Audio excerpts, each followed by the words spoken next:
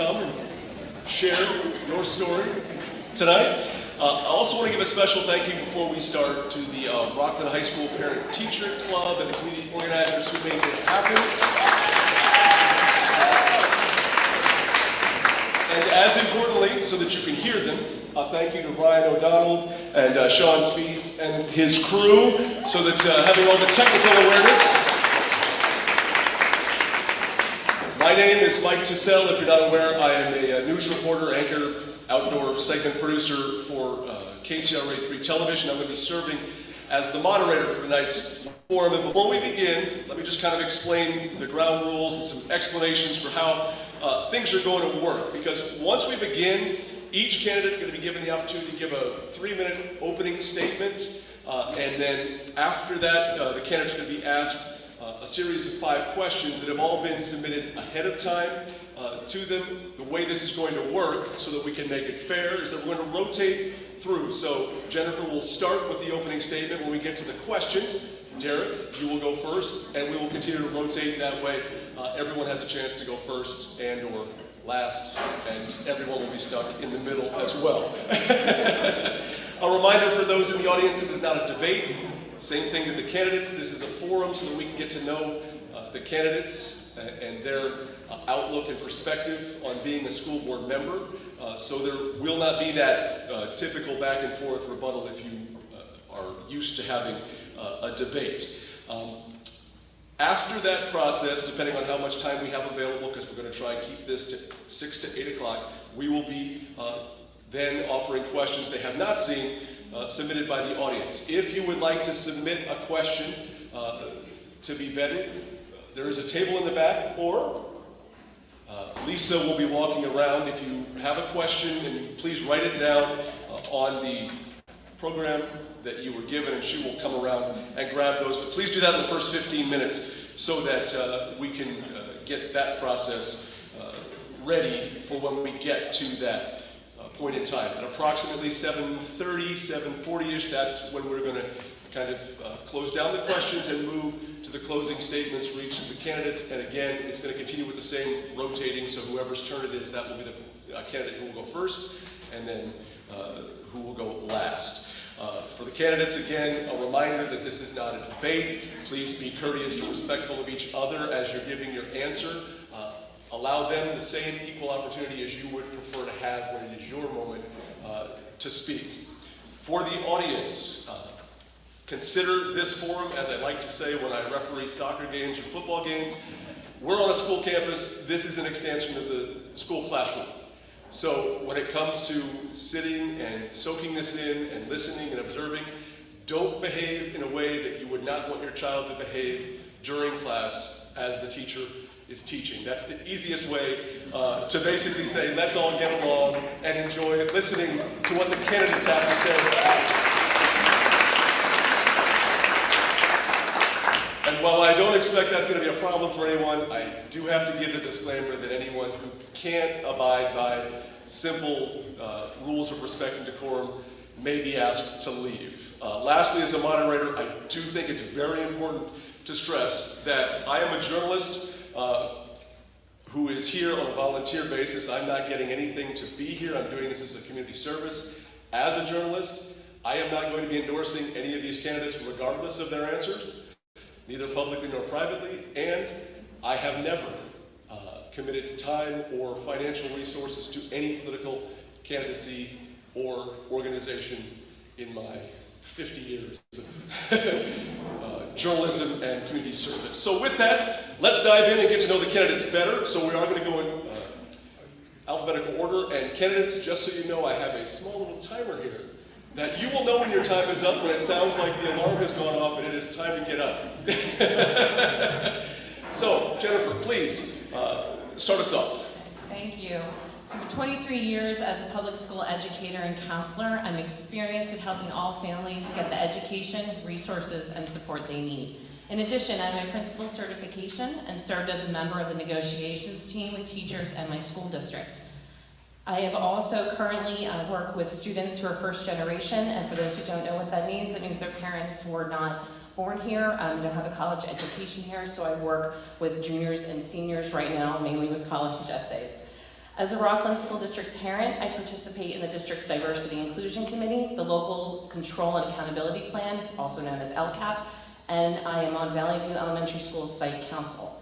I also volunteer in both of my kids' classrooms. I am personally vested in the success of our community as a Rocklin resident and a mom with young kids in our school district. The success of our students is our greatest priority. Students know what is keeping them from being successful, yet their input is rarely utilized. My approach as an educator is student-centered. As a board member, I will make decisions that put students' best interests at the forefront. With my experience in education for over 2 decades, I have intimate knowledge about how school districts operate, and I understand a school board's role in working with the district, the County Board of Education, and the state. As a parent, I value the work that our teachers and staff do each and every day for our kids. I see how my kids' teachers take care of my children as if they were their own. From the office staff, to the custodians, to the cafeteria workers, to the principal, everyone who comes in contact with my kids has clearly shown that they truly care about students. I appreciate and value all of these roles and will prioritize open dialogue. I'm a former teacher and know what it takes to show up for our kids every day. It is important to me that teachers know that they are valued, appreciated, and supported. My background in education is a huge asset to Rocklin Unified. More importantly, I am a mom, and what the school board does has a direct impact on my kids and our family. This is my why, this is my purpose. My focus will be on education.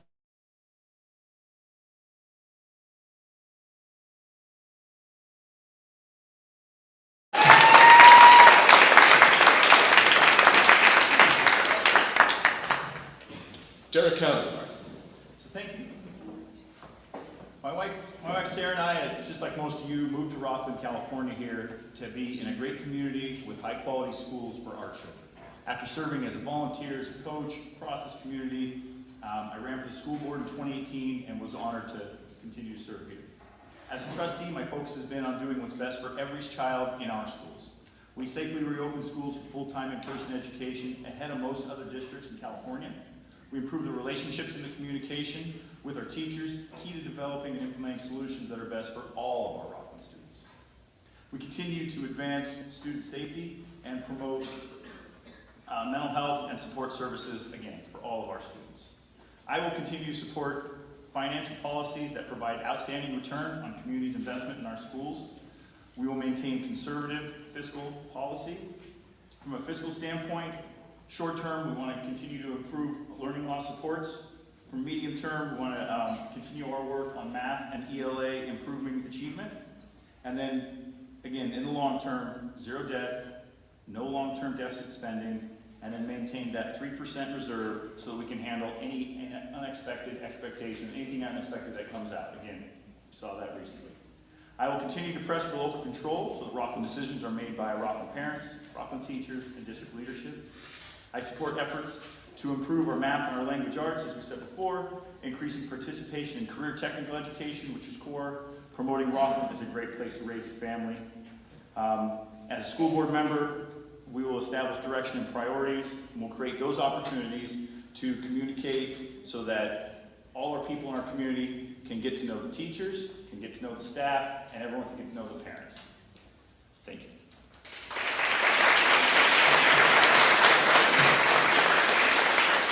Carrie Hamilton. Hi there, my name is Carrie Hamilton. I'm a parent, small business owner in town. I grew up in Placer County, graduated from Oakmont High School, and then went to Cal Poly and got my accounting degree. My family relocated here in 2011. I have 3 children. One graduated from Whitney in 2021. One is currently a junior at Whitney High School, and one is a 7th grader at a charter school. If elected, I would like to continue to close the learning gap created by COVID and distance learning. I would like to expand our CTE programs for our high schoolers, giving them a more of a real-world experience that they can bring forward to what they want to do in their career. I'd like to improve school choice options for students and not a one-size-fits-all for everybody. And I would like to explore the possibility of a wellness center on our high school campuses similar to Roseville. The top needs of that I can see of Rocklin Unified, I think we need more tutoring opportunities. Like I said, with the learning loss, I think there's a definite need for that.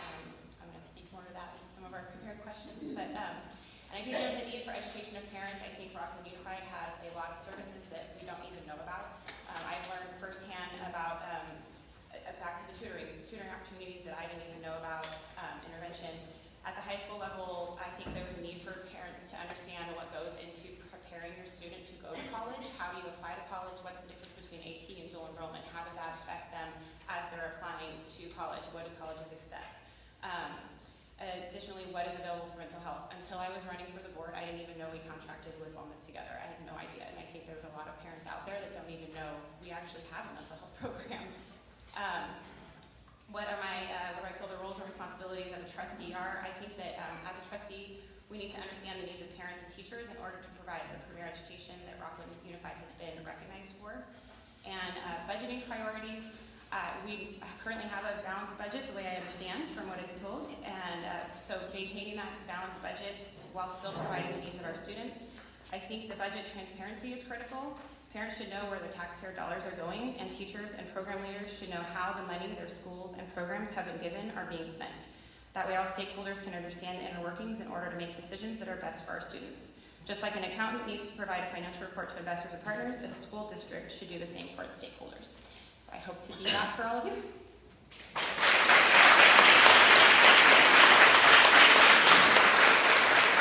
Rick Miller. Thank you. Good evening. My name is Rick Miller. I'm running for re-election in school, and I'm currently on the school board. So, like most of you, I think I moved here 20 years ago, as Derek was saying, because of the high quality of the schools, because of the high quality of the community, and it was a place that I wanted to raise my children. And I think that's what brought most of us to Rocklin. And it's been everything I hoped it would be. We had a wonderful experience raising our children here. As my kids got older, I thought to myself how I could get back what I could do to make a difference. And what became clear to me is education was my best way to do it. And the reason is my entire career has been in public education. 30 plus years I worked for the Federal Department of Education, with the California Department of Education, and now I work running a nonprofit whose sole job it is to help large districts work together and learn from each other. So literally, I spend every day thinking about how districts get better and actually learning where it's working, where it's not, and then trying to bring those to other places. And as I'm thinking that's what I do, I knew I could make a difference in Rocklin. That's what made me run, and in fact, of course, I'm glad to say it's been quite successful. I've brought new policies on achievement and collaboration to the district that didn't have before. We've done some high-quality training and coaching that didn't exist before, but that I brought to Rocklin. Some data infrastructure, data conversations, and how to think around data that didn't exist before, all from areas that I've learned around the state that were working and made a difference now. And I can demonstrably say that kids in Rocklin are better off because they're getting this high expertise from around the state. I know I can continue to do that, and that's what really brings me here today and why I'm running for re-election. I want to talk about my priorities as well. I have priorities around safety and personalized learning and parent involvement, and like Carrie was saying, we'll talk about that later. But the thing I want to, with my limited time left, I want to talk about is who's supporting me, because I do think it says a lot about who I am, who's around me, and who's part of this effort. And I have a member of the city council, I have a member of the board of supervisors, the superintendent of instruction for Placer County supports me, the former superintendent of Rocklin Schools that help both our schools supports me. And so I have this wide back, but more importantly, I have significant educator support, dozens. In fact, more teachers support me than any candidate in history, I think probably ever in Rocklin. And there's a reason for that. It's because I work hard to make sure I understand what's happening in the classroom. I deeply believe the job of a board member is not sitting on the dais making decisions on school board meetings. That's a small part. The real work is the day-to-day in the classroom, understanding what's happening in our system. Rarely a week goes by I'm not in our classrooms. Spending times I substitute in our classrooms so I can understand the impact of our policy. I spend time with our principals walking classrooms to understand their leadership perspective. I spend a lot of time in our central office looking at our data and understanding how it's impacting kids. And it's because of that effort, it's because of really bringing folks together. When you talk, if you look at my website, rickforrocklin.com, you'll see quotes from teachers, and the theme you'll see most is, I don't always agree with Rick, but he always hears what I have to say, and he always listens. And I think that's perspective what allowed me actually to get both the Chamber of Commerce endorsement and the Sacramento Bees endorsement. I'm the only one up here that's got both. And I think the reason is because I work hard to hear multiple perspectives, and I hope I continue to talk about that tonight.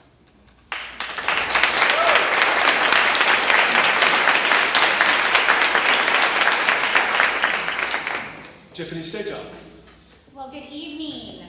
When our schools closed in 2020, I saw the devastating effects on our students and on our community. So to ensure student needs were put first, I ran for office to take action. Elected to the Rocklin School Board in November 2020, I brought the necessary change needed to protect our students and their education. In 2020, our schools looked very different than they do today. Enrollment was declining in the hundreds, the district was deficit spending, and concerns over curriculum were increasing. Immediately following election, I took action. I kept my promise to safely reopen schools full day, 5 days a week. I helped author new board policy to increase curriculum transparency. I also balanced the budget with no deficit spending while also restoring classroom funding and increasing teacher compensation and increased school choice options for families like our new dual language program at Corey Trail Elementary. In 2020, we had expired contracts with our teachers and threats of strike. But after much work the last 2 years, we now, for the first time in years, have settled positive contract negotiations with no labor contract disputes or strife. The last 2 years haven't been easy, but I'm proud of the great work we have done together. Moving forward, I'm committed to ensuring student needs are put first. I will work to close academic learning gaps, expand career tech options, and ensure school safety. That includes supporting mental health. I am dedicated to increasing personalized learning, school choice options, and supporting parents as the primary decision makers for their children. I attended Rocklin schools as a child and am now raising my family here. With my oldest being a graduate of Rocklin High and my middle being a current RUSD student, I have experience with both elementary and secondary schools. And with a little guy just almost old enough to enroll in kindergarten, I'm here for at least 13 more years, so I'm not going anywhere. And I'm invested in the future of our schools. Having worked in Rocklin the last 16 plus years, I have extensive relationship with city leaders and a long background of serving our community. I've worked with and endorsed by community, business, and education leaders like Mayor Bill Halden, Vice Mayor Kim Broadway, Council members Greg Jonda, Paul Rucola, Placer County Board of Education trustees I've worked with like Dave Patterson and Andrew Tagg, and multiple Rocklin business owners, including the Rocklin Chamber. A well-connected trustee is critical to the success of our schools.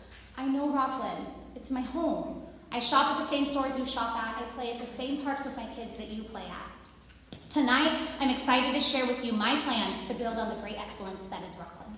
Thank you.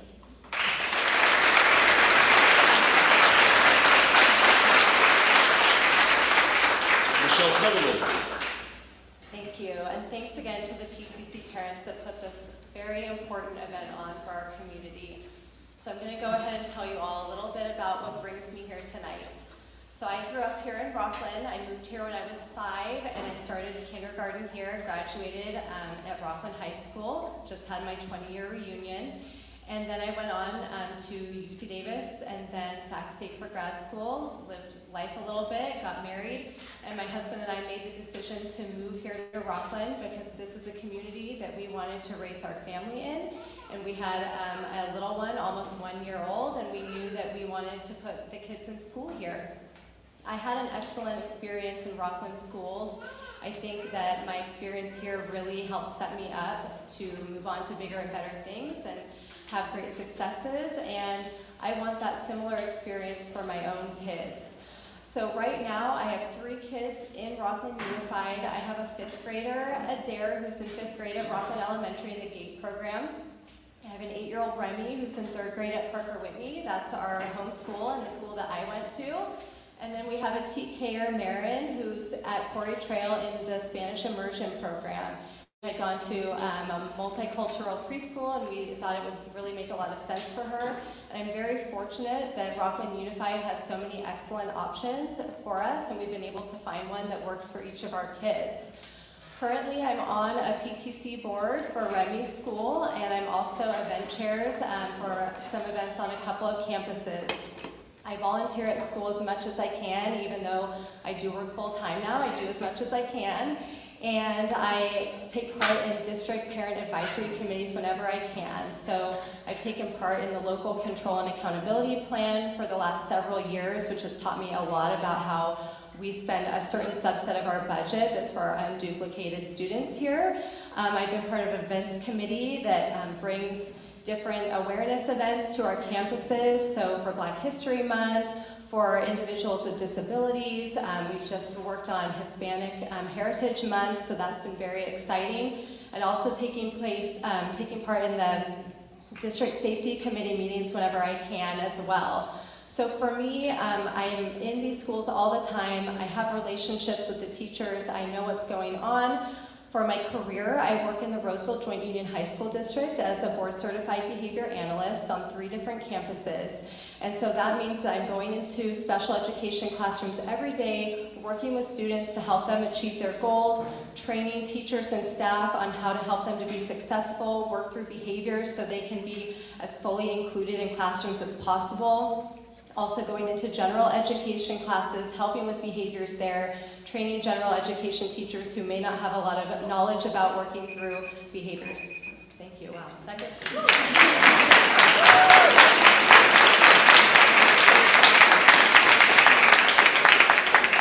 Thank you, candidates. So now we're going to move on to the questions, and in an effort to try and get in as many questions from the audience as possible, we would like to strive for answers that are about 90 seconds long, no more than 2 minutes. I am a visual learner, so if you're a visual learner like me and you need a visual cue, once you start answering your question, I will sit down. When you get to 90 seconds, I will stand up. If you keep talking for more than 30 seconds, you will hear the time to get up in the morning alarm. All right? So with that, let's begin with the questions that, again, were supplied to the candidates ahead of time. And I would like to start with student-generated questions since we are on a student campus. So Derek Counter, you will be answering first. And the question is a rather simple one from a Rocklin High School student, and that is, what will you do as trustee to keep students safe? Thank you. So this was it's a tough one when you look at it, because safe is a pretty broad term, and it needs to include a lot of parameters. So from a drug standpoint, social media standpoint, hate speech, extreme and even gun violence. So we're trying to look at all these different perspectives. I think from a drug standpoint, we've all seen the recent events with the One Pill Can Kill and the fentanyl that has come into Placer County, and we lost a great student at Whitney High School, Zach Didier, and his family's done a great job with that One Pill Can Kill campaign and really got it out there. And I think their efforts have really saved lives in our area. So from a safety standpoint, we continue to support that, and we look forward to helping that extend. Social media, and we have anti-harassment, and the bullying, and we go through the training with that. We want to really reduce that, minimize that as much as possible. From a hate speech standpoint, we have a zero tolerance policy for any discrimination towards race, religion, gender, and any of those beliefs. Like, we do not want any of that. And I know our teachers have done a great job promoting that and keeping that constant on the mind. So again, our kids are safe here and in campus. And then from the gun standpoint, or extreme events on campus, we've had a program called Run, Hide, Fight. We've trained folks, we've trained teachers in that, and we really want to continue to promote that. Again, we want to make sure everyone on campus is safe, teachers, students, everybody. It's a broad term, but we're looking at that. I think best practices are constantly evolving. We need to continue to revisit and improve any of those practices on those kind of things. Pre-preparedness, teaching to assess situations, surroundings. So things like, again, when we were all kids, you did fire drills, you did earthquake drills. We need to do, we're going through, and it's a tough part, we need to do lockdown drills. What happens if something happens on campus? What do? We need to have that training. We will continue to promote the see something, say something agenda. We want to have support. We want to support safe schools. We want those kids to communicate out.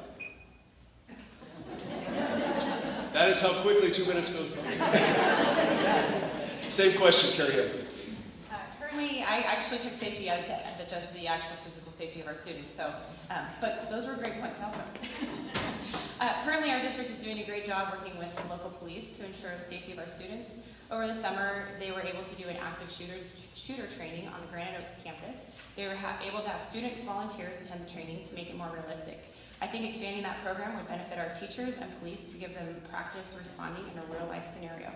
At the beginning of each year, Rocklin PD presents Run, Hide, Fight to all schools in the district to train students and teachers how to respond in an active shooter scenario. Currently, each campus in the district has its own safety plan that is put together by that campus's safety committee. That plan is then reviewed by the PD to be approved. This is, again, back to what I said in my intro, letting teachers know, something I had no idea our campuses did. So I think even putting that out to to parents so that they know what is the plan for our school. Because I can remember when we were in an elementary school, there was 2 ways you could get out, and we'd always tell our kids, okay, run to this person's house that you know lives over there. You know that direction, because you can't just say left or right. You just gotta, go to that person's house, or you go to this person's house, wherever you are. So communicating those safety plans with our parents. And then if elected, I would like to bring more training to staff and students regarding acts of violence on school grounds to further enhance the knowledge base of all. Great. So Go ahead, Rick.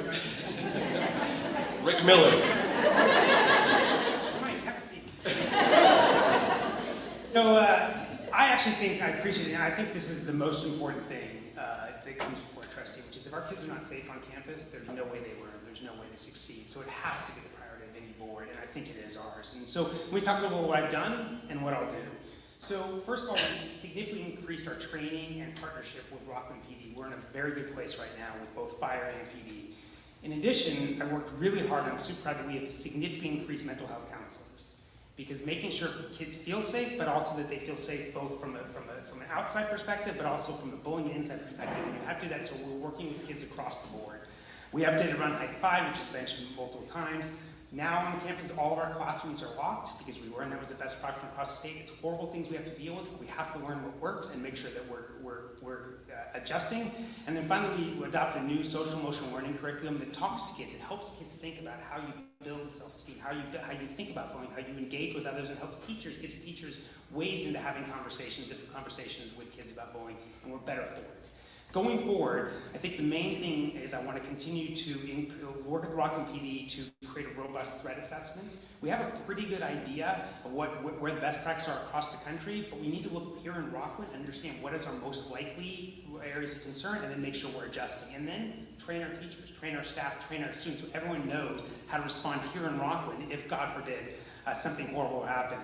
In my superintendent meetings across the state, I'm regularly meeting with the former superintendent of San Bernardino Unified, and he spent length talking to me about what happened when there was a shooting there. And so he's actually written a book about how to deal with it and how to think about protecting your students before and, God forbid, afterwards. And so I've hooked him up with our superintendent. We're having conversations to learn from what actions worked around the state. The final thing is I think it's important that we have strong schools. So one thing I want to do, I want to increase the number of cameras we have in our schools, but I want to tie them directly to the Rocklin PD so they have the ability to say, so again, if something happens, they can see it and they can respond to it.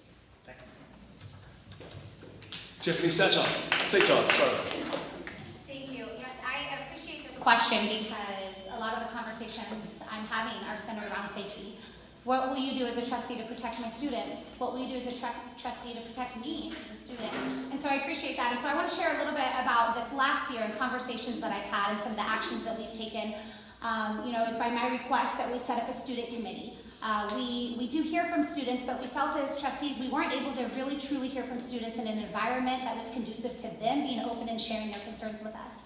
And through that committee, me and another trustee were able to sit down and ask them, how are you feeling? How do you feel on campus? Because we received data and we shared that data with them. Our LCAP survey tells us that parents actually increased 6%, saying that, hey, I feel like my children are more safe at school right now. We received data, our California Healthy Kids survey told us there's an increase in school connectedness and caring adult relationships.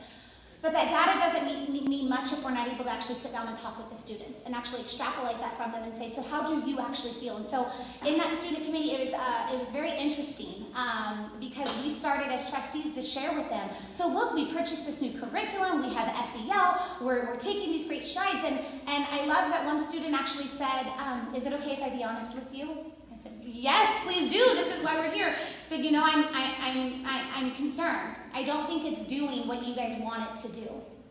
And I felt like that was a very important conversation for us to have with these students. And so we started to unpack that a little more and ask them to go back to their schools, talk to their student body classes, talk to the students on campus and say, well, then what can we do? What are the real concerns? And what came back was concerns about physical safety. What came back was concerns about mental health. What came back was that they want bully-free, harassment-free zones, instruction-free from political persuasion. But the one that I really didn't pick up on until they told me was stress management. There were students that said, I need help with stress management, and you may not think of that as safety. Oh, that went really fast. We have 2 more. I think you will be able to address that in another one of the prescribed questions in a moment. Michelle Sutherland. Thank you. So school Safety is a huge topic that comes up in conversations that I'm having in the community. I was fortunate to be able to go to the district safety committee last week and hear about what's going on currently, and also help to generate ideas of what still needs to be happening in our schools. So one thing that became very clear was that there isn't a budget to put a giant fence around every campus in Rocklin Unified, and so we're looking at practical ways to increase safety on campuses. And what we ended up talking about was the locked door policy that was already mentioned, but also making sure that communication is strong. So getting more walkies for staff that are out on campus. There were actually staff there that weren't really up to date on how the emergency system works and where that goes and what the response time is. So there's definitely training that needs to happen there. There was discussion about how to continue to improve. Some of our older campuses are very open. There are a lot of entry and exit points. And there are some cameras, but they're not necessarily, well, they're definitely not in real time. So they're not letting staff know who's coming on and off of campus. I think we can improve that, and it sounds like it's feasible to do so. Also looking at ways to just bring maybe more Rocklin PD presence in the community, just cruising by, being an extra set of eyes. They were also there, and that was something that we talked about as well. And then school safety extending even to kids getting on and off of campus. I see that my time's running out, but you would be surprised how many parents are very concerned about their kids not having crosswalks that are staffed, having cars going back and forth that aren't following traffic laws. And so if we can't staff those properly, how do we come together as a community, get the parent volunteers? I know there's motivation to keep the kids safe, and I know that we can work together and pull these ideas together. Thank you. Jennifer Brookover. So too often we don't ask our students, what does it mean for you to feel safe? Does it have to do with gun violence? Is it because you're being bullied or you're being harassed? Is it because you have stressors at home, something's going on with your friends? We don't ask the students, and we don't ask the specific things that they would need to make them feel safe. As a counselor, I understand that all these stressors exist, and we need to do specific things as trustees to have clear strategies and solutions to make sure all of our students feel valued and heard. It's also important to provide resources and support to parents to be clear and proactive with our communication. When I was a counselor in Pennsylvania, one of the teams that we had was called the Student Assistance Program Team, SAP for short, all those educational acronyms. And we consisted of a counselor, a social worker, a teacher, a principal, and sometimes when a parent could come and parent, referrals could be made by students, by staff, by teachers, by anyone in the community if they saw that a student was hanging out with a different friend group, that they maybe lost a lot of weight, that their behavior had changed. Those are the signs that the teachers on the front line see each and every day, our nurses, our counselors, and our teachers. So that team is something that we could implement across the district. We need a crisis response team at each school and district-wide so that everybody has a role on the team to know exactly what we need to do if, God forbid, something does happen, so we're being proactive rather than reactive. I was on one of those crisis response teams, so I would be able to implement that in the school district. And the last thing I do want to mention is that I had the honor of being a Moms Demand Action Gun Sense candidate, and the threat and fear of gun violence in schools is very real. There's legislation that's passed that school districts in California must provide information to all families and students regarding gun safety. My experience working in the classroom and working with students during these traumatic and stressor events, I have that experience and can help implement that as a school board member.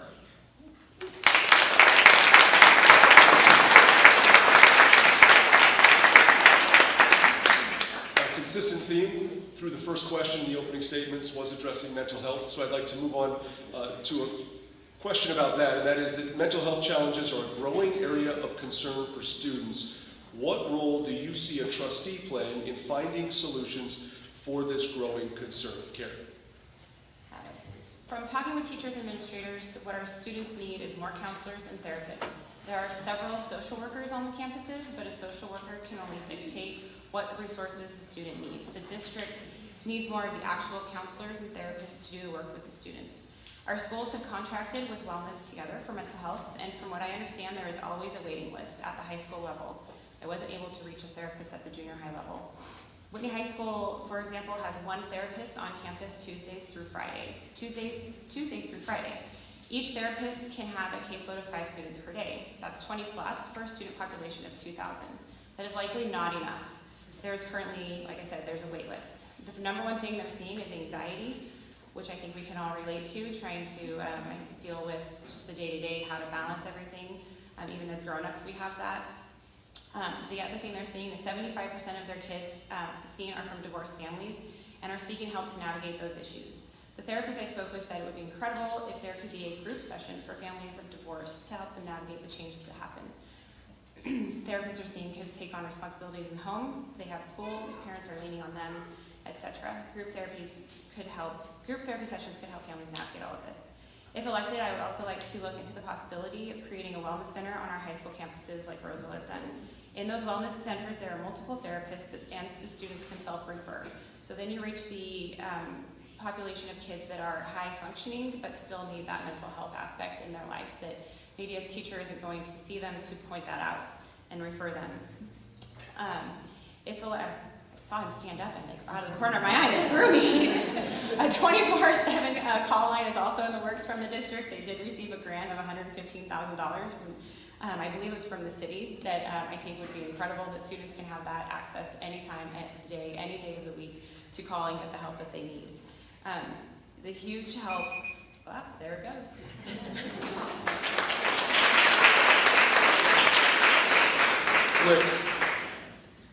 This is it's a growing problem.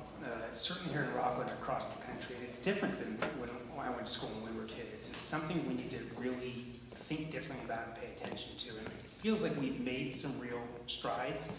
We've significantly increased the number of mental health counselors in our schools. And the good news is it's actually made a difference. We can demonstrably show the kids are better served and it's having impact. So we know it works and we know it's the way to sort of move forward. We are in a tough spot because we don't have unlimited dollars and we have to make hard decisions. And so I also do want to increase. I'm not sure how to do it, and I think it's going to be a hard conversation we're going to have to go forward. Is what is it we would cut to make it, and how can we actually best utilize limited resources to make sure that we're paying attention to mental health issues.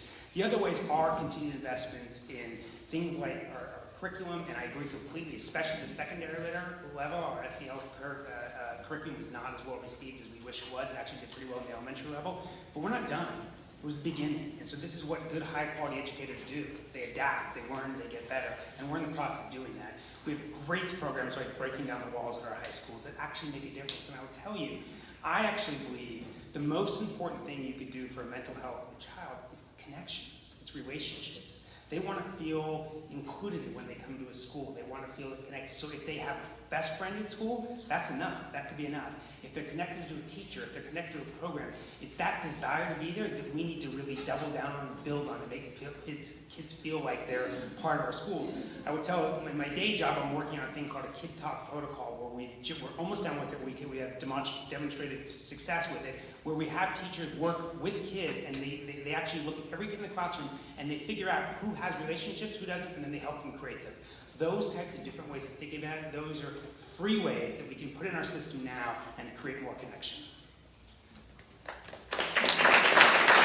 With a second to spare. Tiffany. When it comes to mental health, I am so thankful that our LCAP really does a deep dive on this. Our second goal, when you start looking at our LCAP, that is showing our community this is where we are putting our dollars, that this is important. This is one of the top 3 priorities for our district. And our LCAP survey, actually, as we looked at the data that came in, it asked for 2 specific things from us as trustees. It asked for greater access to local mental health resources and increased parent education, trauma-informed care, not only for parents, but for teachers. And I thought that was great that we were seeing students, parents, and teachers all saying the same thing. I'm sure there's great resources out there, but we don't know about them. Please help us connect to them. And so we did that. We actually brought on social workers for the first return for school, and then we found that parents were saying, I just need to know what the resources are and connect me. And so now we have Care Solace, which 365 days a year, parents, teachers are able to access this call line, and it'll actually connect them with the resources right in their area. So we're not looking at 3 months, 6 months waits with our physicians. We're able to get the mental health resources to students and teachers immediately. Additionally, I wanted to talk a little bit about breaking down the walls. Funding is a difficult piece, right? We want to do everything, but we found that funding cannot be a reason that we don't provide mental health resources. And so I actually worked really hard to work with REEF, our Education Foundation, to secure funding for us to actually be able to increase our breaking down the walls components. Breaking down the walls is critical because it covers 3 really important mental health areas: emotional regulation, dealing with grief and loss, and substance abuse prevention. Those are the 3 areas our students told us they needed help in, and so we found the money. I found the money meeting with REEF. In addition, there are creative solutions such as a $115,000 grant we just secured from the city to make sure that we put that money towards mental health to give them access to those resources and increase our parent trauma-informed care. Thank you.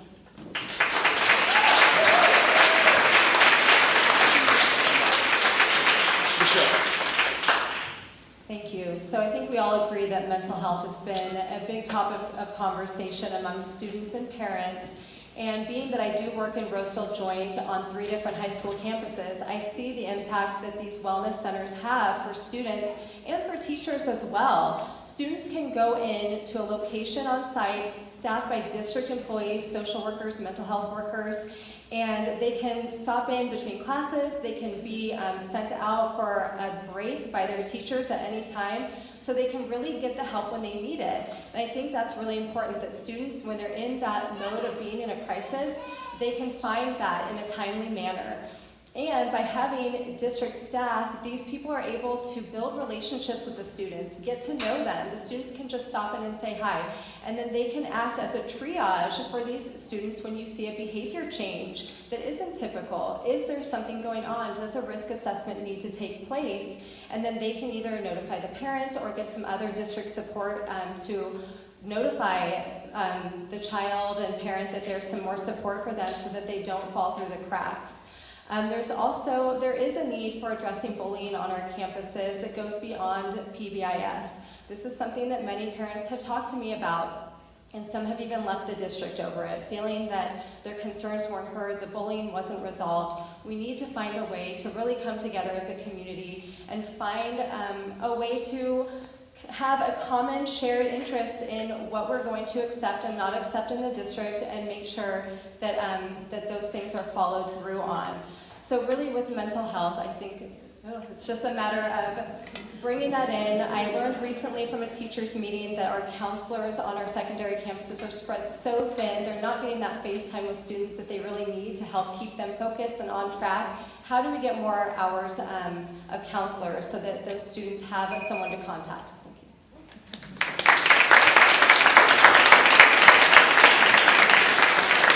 So for a district with close to 12,000 students, we currently do not have any social workers on campus. There was a grant last year that hired 4 social workers.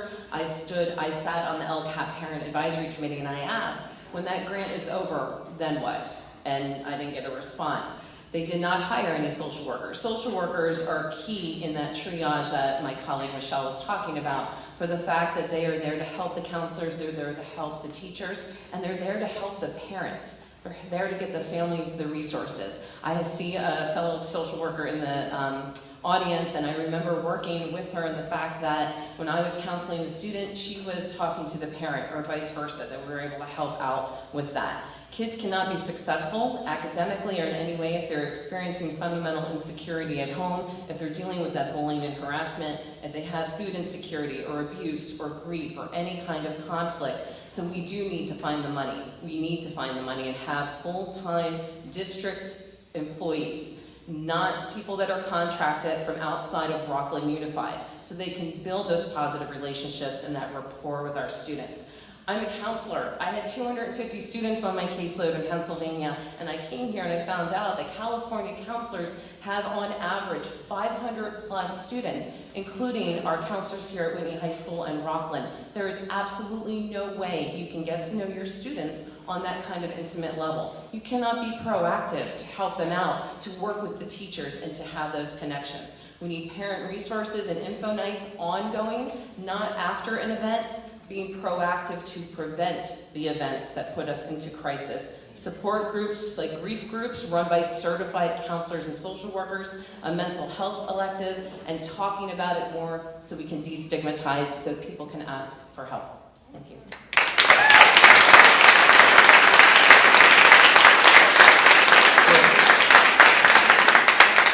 So I think it was brought up a couple times here, and the theme is continuing. It's that communication. I mean, with mental health, you got to get people to talk through any issues they have, whether it be personal, family, and I think that communication is key. A couple of years ago, our community was shut down, and that reduced the opportunity for our kids to connect and communicate in person. Students were told to be resilient, and we went through all the challenges with that. So as you guys know as parents, not every child or every opportunity to grow up, to mature, to learn occurs on time or as planned. There's things that just happen in life, and they happen sometimes earlier for kids, later for kids. So getting those students back in person and in-person education created the opportunities, the events, and the situations to create that communication. So it's kid-to-kid communication, teacher-to-student communication, teacher-to-custodial communication, principals, etc. People got to talk and work through things. Right? So moving forward, we will assess the risks as appropriate. We'll create those programs to allow those kids to relieve the help, to receive the help they may need. Right? The district will support and can help to determine the types of support. Sometimes kids just need to talk to an adult.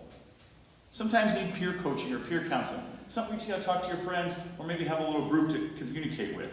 And sometimes need professional services. Right? There's not a one-size-fits-all to mental health and those things. We will need to have plans to accommodate any of the things. So reattaching to the communities, clubs, events, sports, gives those opportunities to those kids to do that. Communicating with an adult about maybe a family issue, something going on. Group counseling to share any frustrations, is peer group time. Wellness Together coaching appointments that we have within the district.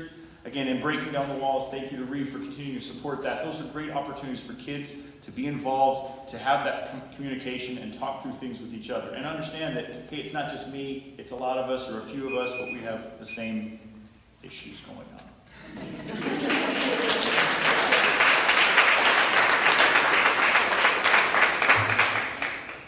Let's move into the classroom, so to speak. And Rick, we'll start with you. What roles and responsibilities do you believe a trustee has in supporting state curriculum standards? With that, what are your views on the curriculum standards relating to social studies, ethnic studies, and the California Healthy Youth Act? Thanks. So I do think curriculum is actually probably one of the most important things that a school board does. It directly relates to the classroom, it drives instruction. And so it's something you have to pay a lot of attention to. I will be honest, I was a little thrown by this question because the three examples they use, social science, health, and ethnic studies, none of which are going to be dealt with by this board in the next 4 years. We have a very specific process we go through to adopt. We adopted several years ago social science, that's not until 2028. Health education is not until 2029. Ethnic studies doesn't become a graduation requirement until 29-30. An example, I think our health curriculum is good. I'm very happy. I'm not going to change it. I don't want to open up early. So I'm comfortable with the curriculum we have now. I voted for the history, social science. I think it's good. It's being implemented well, and I'm happy with where we're going. So, but you asked me about curriculum, so I'm going to tell you what I think about curriculum. One area that I do want to see us focus on is when you look at our data, mathematics is an area that we struggle with in Rocklin. And actually, when you get into the high school level, just over half of our kids are proficient in mathematics. And the reason mathematics matters a lot is because it teaches critical thinking skills. It teaches kids if you can't get the answer, how do you think about it differently? How do you ultimately get there? And those skill sets of critical thinking are really important in today's economy. And so we as a society, and we in Rocklin, need to think differently about how we build these skills. And it's a combination of critical thinking and problem solving. And also there's sort of a balance in the number sense of it and in the mathematics itself. And so let me give you an example. So if you look at algebra, and algebra is a critical gateway to higher level thinking at the secondary level. We find from research that the biggest reason kids are unsuccessful in algebra is because they actually don't know fractions. And they don't know how to apply fractions in algebra. It's that kind of raising up that we need to think different about Rocklin. How do we actually teach kids both the number sense, but then how do we apply it? And we're doing great work. Rocklin High School is doing some amazing work with building thinking classrooms. It started at Springview. There's some good elementary work. So we're on the right track, but we need to focus on giving teachers what they need in elementary curriculum. Thank you.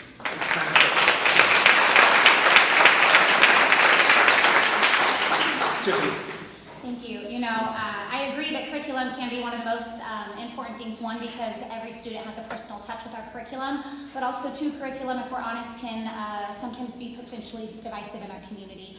And part of our job as a trustee is to bring our community together and talk about what we need to accomplish and why we need to accomplish it. And I think in past years there was frustration over who gets to make decisions about curriculum and why. And so I actually spent a lot of my time researching that and figuring out as a parent. Before I ever had any desire to be a trustee, I sat on several different committees that looked at pieces of curriculum that Rocklin had because I was confused as a parent and I wanted to know who actually makes the decisions and who as a parent do I actually need to talk to make sure I'm being heard. And so the reality is state legislature is ultimately responsible for the standards. We recognize that, we understand that. So the state legislature puts into effect, these are the academic standards that must be met. Off of that are curriculum frameworks that come. And this is where the point of confusion and I think tension comes. Those are suggested guidance. That is guidance of how a school district could adhere to the state framework, to the standard. But often what happens is districts use that framework, that guidance, and communicate it to parents as this is a requirement when that is absolutely not the case. It's the responsibility of the board to implement and develop curriculum to meet the state standards consistent with our local conditions and our local needs. And so I think these three areas that were brought up, social studies, the California Healthy Youth Act, which is our sex ed and ethnic studies, I did too find it interesting that those were the three put in the question, so I'm going to try my best to answer all three of them. Social studies, I think the piece that was with that is, again, there is a misunderstanding with the social studies as to what we have to do. The state website, CDE itself, says it is up to local districts to determine how this instructional content is included, yet too much was included too soon. California Healthy Youth Act, our sex ed, I actually sat on our health committee, and I actually worked hard to have some of the lessons redacted that were not age appropriate. Our state of California actually says in the provisions 51931 that all curriculum must be age appropriate and it's permissible in grades K through 6, not required.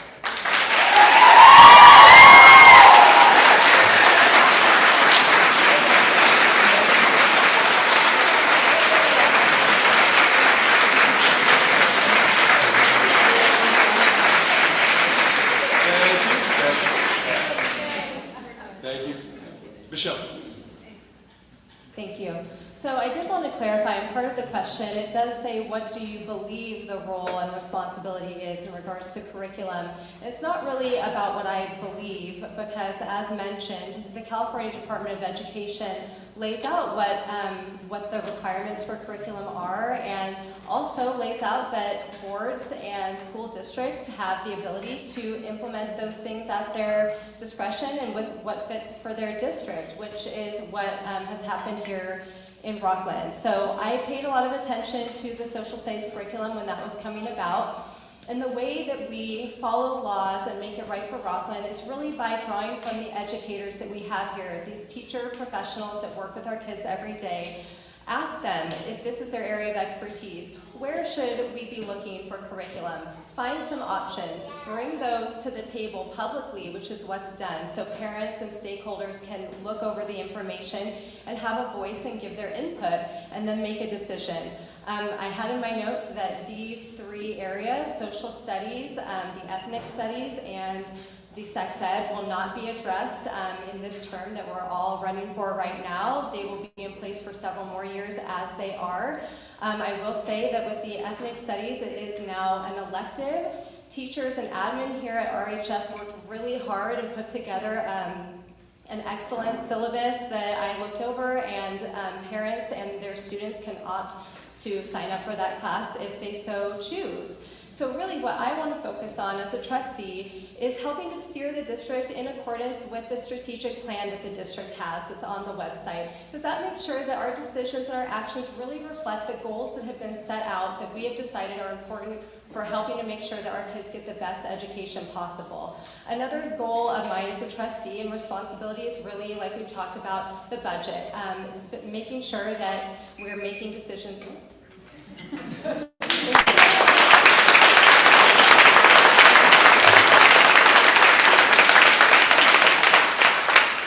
Jennifer. We are a public school district, so we need to follow the California Department of Education.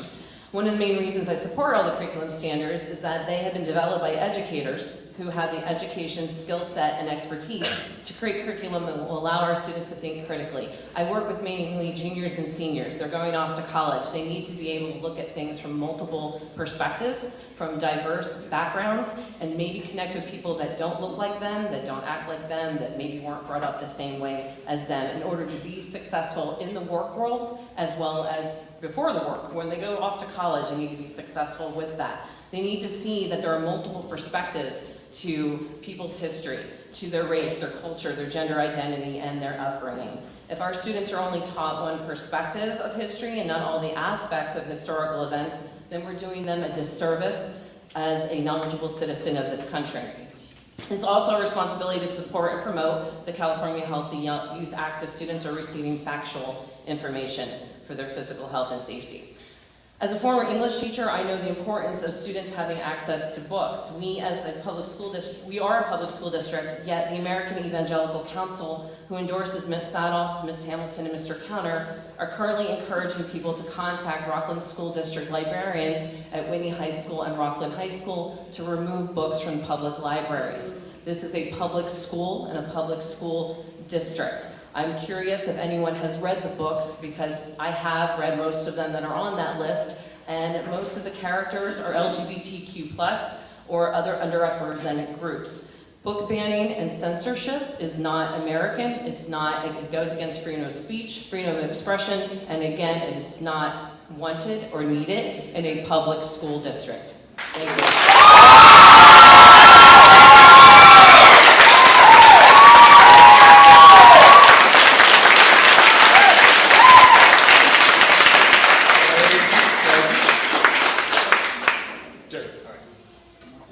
So, state curriculum, so there's a process. I mean, it goes from the state, usually goes to the county, and then it ends up at the school districts across the state of California.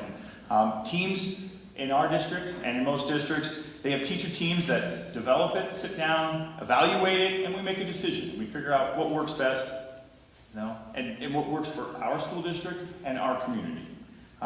We can always make our own. I think that's been brought up before.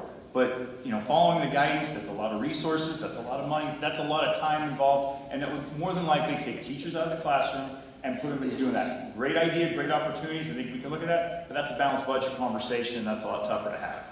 So we will continue to have curriculum transparency so that all of us, whether it be from a parent, from a student, we know the intent of the education and the curriculum that we're producing. We talked about, so social studies, as Rick was saying, none of these are going to be adopted by this board. We have good practices where parents can review and look at a weekly calendar and see what's going on. I think that was a great thing that was created with the social studies curriculum.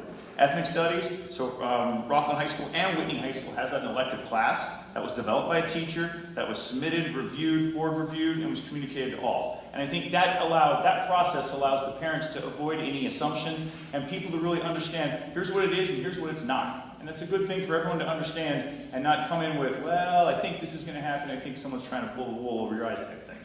Sex ed, as we said, we have the state policy, we have a clear policy for parental approval. Kids can attend, kids can be included, excluded, parent decisions, and an opportunity to have that parent conversation about, do I want to be in that or do I not want to be in it? All the curriculum is available in our district office. Parents can discuss, they can talk with site staff, they can talk with teachers, they can talk with anybody and understand how the curriculum and what we have. Our communication can always improve. We continuously improve the communication around curriculum transparency so we avoid assumptions that could happen.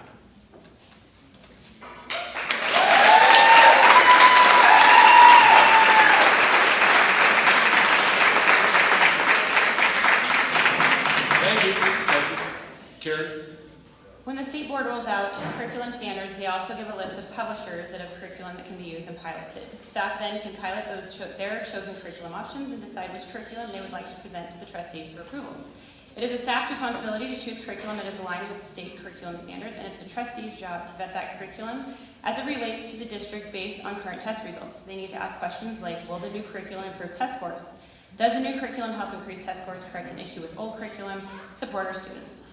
The trustees should also have a process in place which will allow time for parents to have an opportunity to research the curriculum that will be taught to their children as well.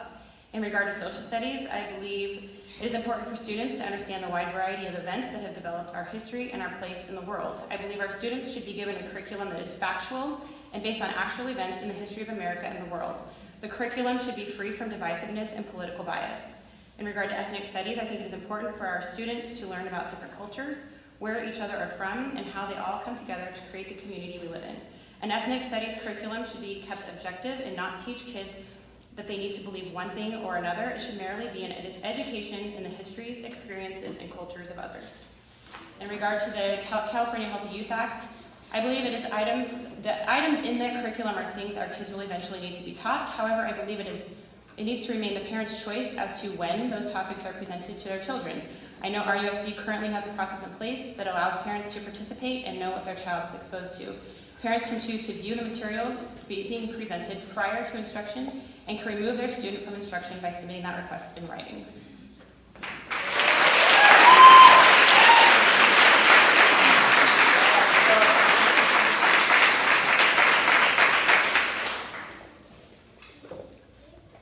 All right, we're to question 4, correct, Rick?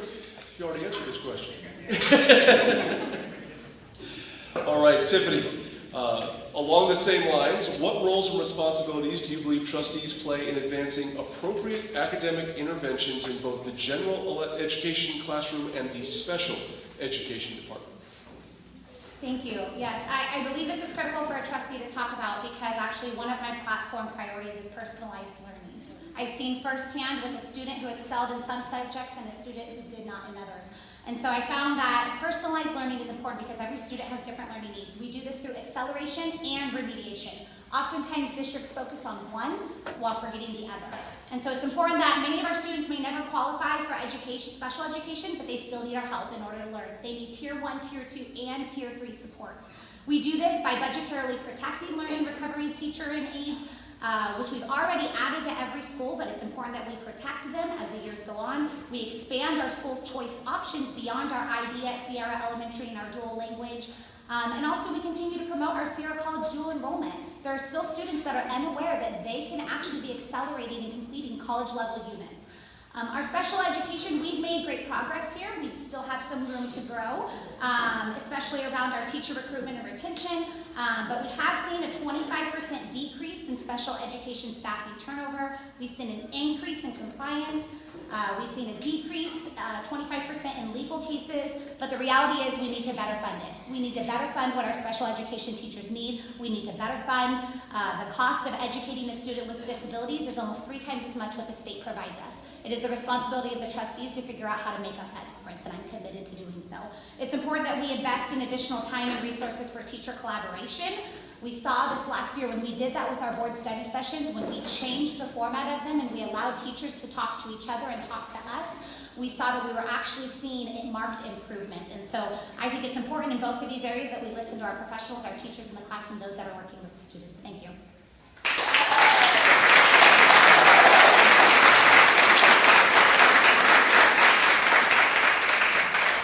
Michelle.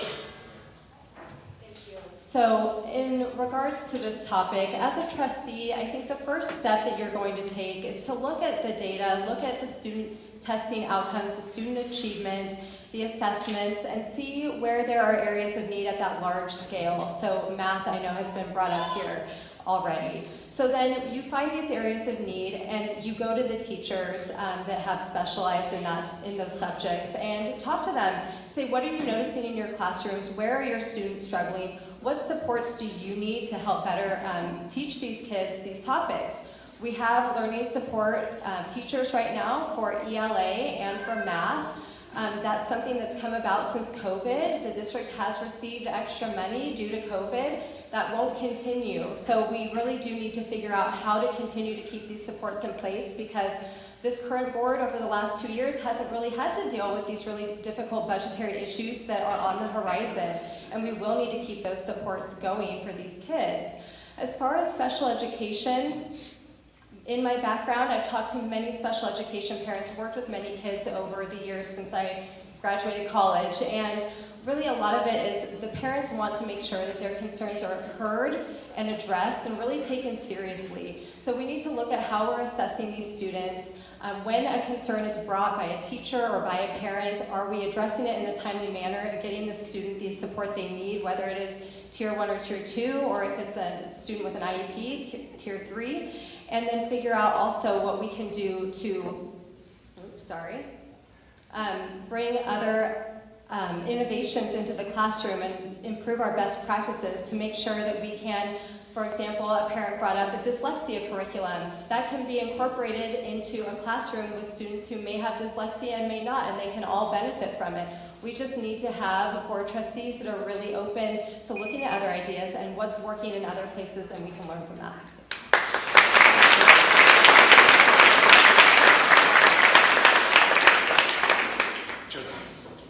School board trustees need to ensure that federal and state policies are being followed by all schools, and that administration as well as teachers are trained every year, since guidelines can change.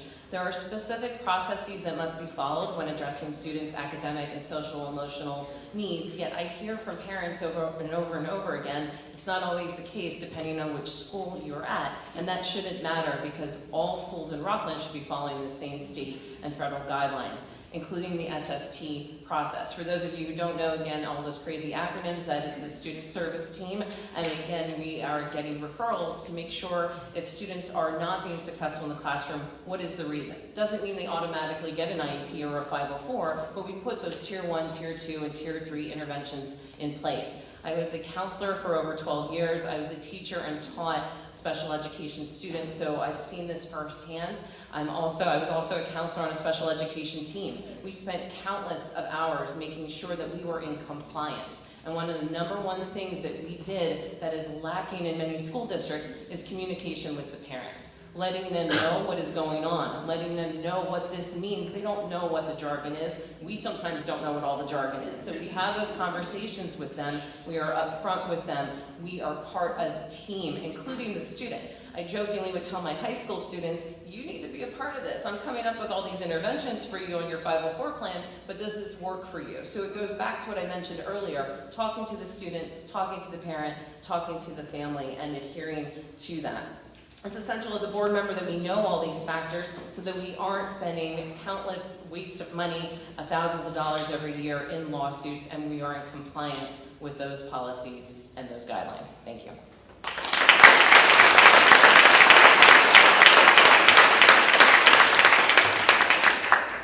Derek.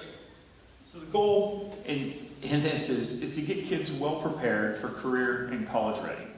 Right, so being a K-12 district, we have the opportunity to have those building blocks, that knowledge, those terms, that education is built on foundational learning. You learn as you grow, learn as you go, right? It's great working with the staff and the teachers on continuous improvement and continue to promote that and have that. Speaking with recent graduates, my daughter being one of them, they all felt they were well prepared for science, college level classes because of the skills, the knowledge, and the things that they gained via the teachers, via the coursework, via the dual enrollment that they had in Rocklin Unified Schools, right?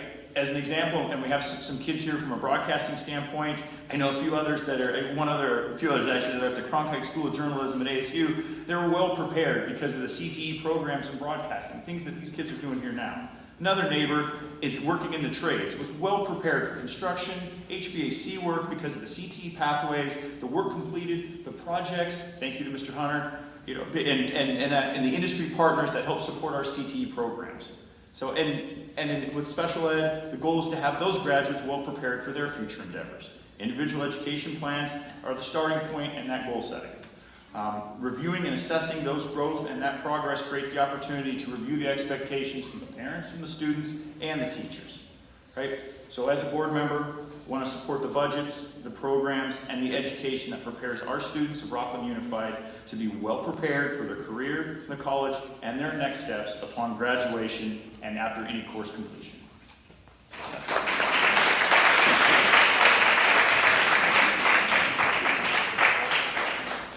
Carrie.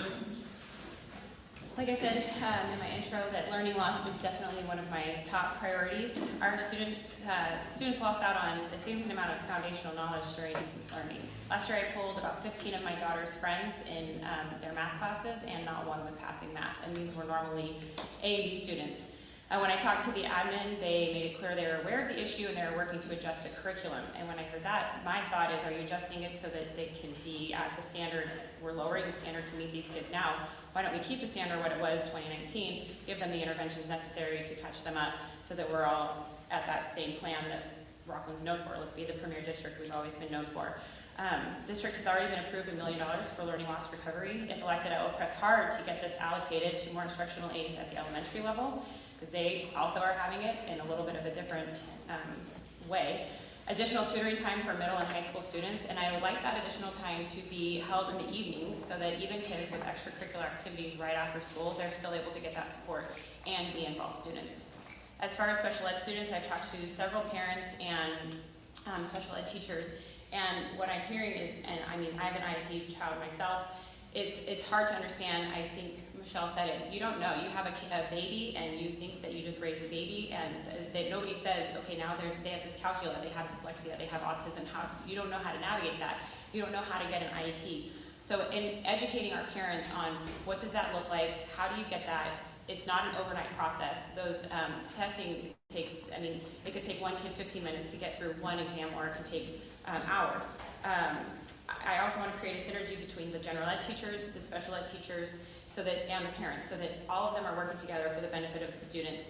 We need more aides for special ed. That's all part of this learning loss, and for our IEP kids, it's even harder for them to catch up and be on even to what their goals are, to meet their goals. And then funding. I talked to one special ed student or a teacher. She gets $100 for her autistic class. $100 isn't enough.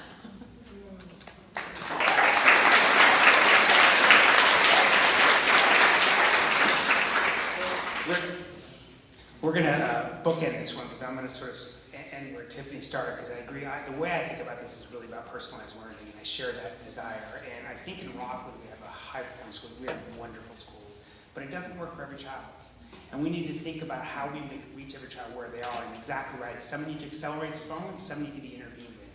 And so we've made a huge investment in Rocklin around intervention. We have learning recovery teachers in every single school in our district, and it's a great learning opportunity for us. Now, I will actually say, I totally agree with the learning loss, but I actually don't like the idea of learning recovery. I want to change the name of it because it's actually good instruction. It shouldn't go away when we get through learning loss through the pandemic. There are always kids that need extra support. So it should be a key part of how we run things in Rocklin. We have, I keep saying tier 1, tier 3, we apologize, but both. You need good, high quality early instruction from teachers, and then intervention specialists to go with that. And so I'm thinking about how to do that. And I'm spending a lot of thinking about what's working and what are we learning about. So we have generally 8 intervention specialists in every single school, but at Corey Trails, they actually didn't hire specialists. They're taking 2 teachers, pulling them out of the classroom, and having 8 support them. At Parker and Whitney, they're trying something like a hybrid of that too.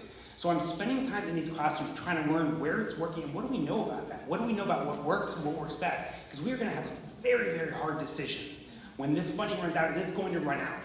Because I think the data is clearly showing me this investment has to continue. We cannot be done with this investment, but where are we going to make difficult cuts result, and what's the best way to organize it based on what we're learning? And so it's important now to spend time looking at it, understanding and learning where the high quality is, so we make sure we protect that going forward. And then in special ed, the one thing I'll say real quickly, and I hope I'll get another chance, is that one of the biggest difficulties we have is the difference between compliance and high quality learning. We have to comply. If we don't, we get sued. It's hugely problematic budgetary. We have to focus on how we improve and how we learn. And sometimes they're actually within tension with each other, and that's the one thing we have a new program that's going to help a lot. Sorry, I'm done.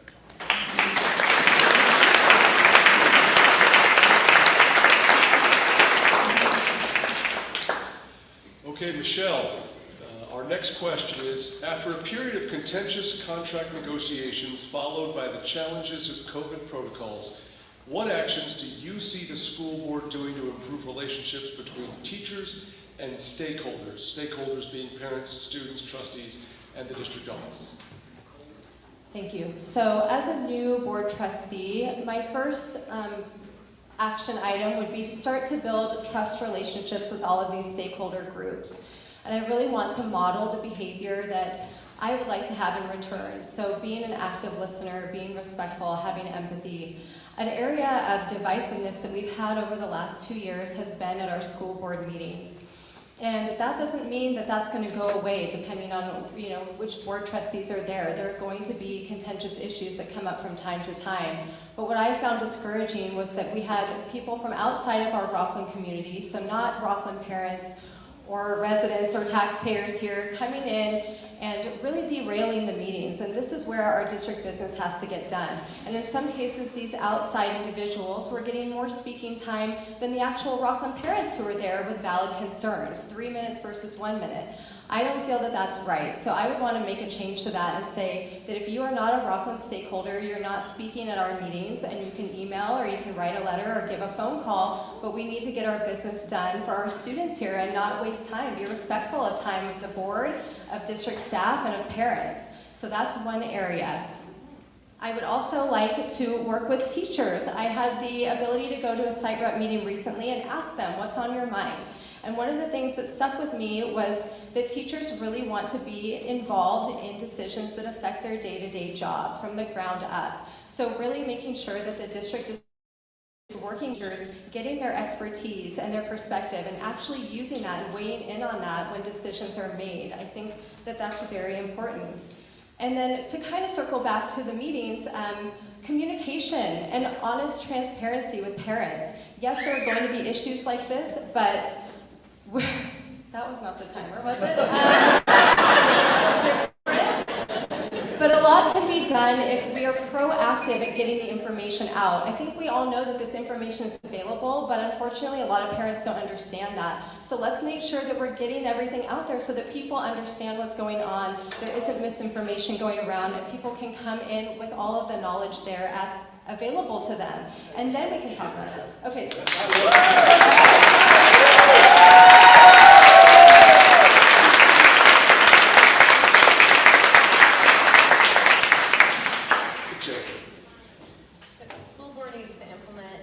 Behavioral standards for meetings, which must include adhering to the policy about community members not using teachers' names or workplaces during public comments.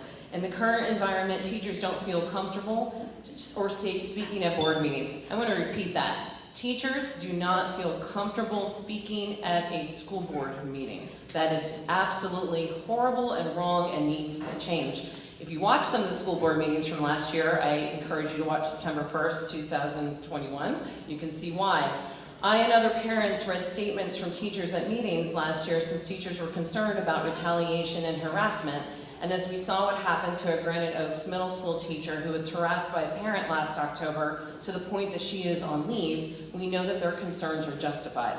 As a future school board trustee, I will uphold all rules and all policies and portray civil behavior. I will also continually communicate with the teachers union and with teachers before making decisions that affect their everyday jobs and responsibilities.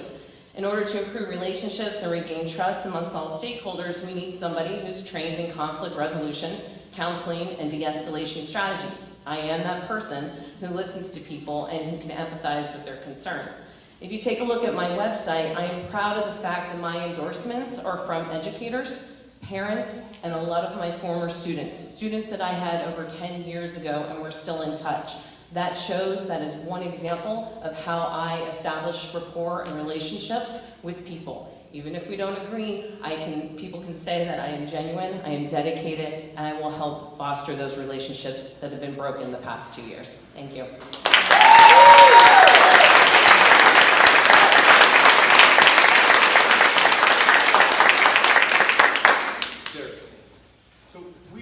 Stakeholders in student success. So you've got parents, you've got students, you've got principals, supervisors, leaders, board members, you've got teachers, maintenance staff, custodial, and audit staff. All of those folks from all those different parameters are here to really achieve student success. To get those kids, the student focus should be number one. All those parties need to talk, review expectations, discuss priorities, and figure out what's the best for the kids at this moment, what's the best for the students, how are we going to get the kiddos to the next level. In the past, 2018, 2019, when Rick and I were first elected, we were almost at a strike, and no one wins there. In 2022, we worked together, opened up, reviewed the financials, reviewed the financial models, all the assumptions, communicated expectations back and forth, reviewed budget priorities, reviewed prior decisions. We worked together. It was a shared responsibility. Those contracts were all agreed upon in May, and everyone who owns this, and it worked out very well. We're in a good situation here. And we need to continue to improve on that and keep that momentum moving forward. We need to improve in-person communication so that ideas, expectations can be discussed. Just like in-person education, we all need to talk and work with each other. We need to state our goals, our expectations, so that we can all be a part of the solution that balances the priorities with the policies, and we can all continuously improve our communication and make this and continue to have Rocklin as a great place to raise kids and educate kids in our schools.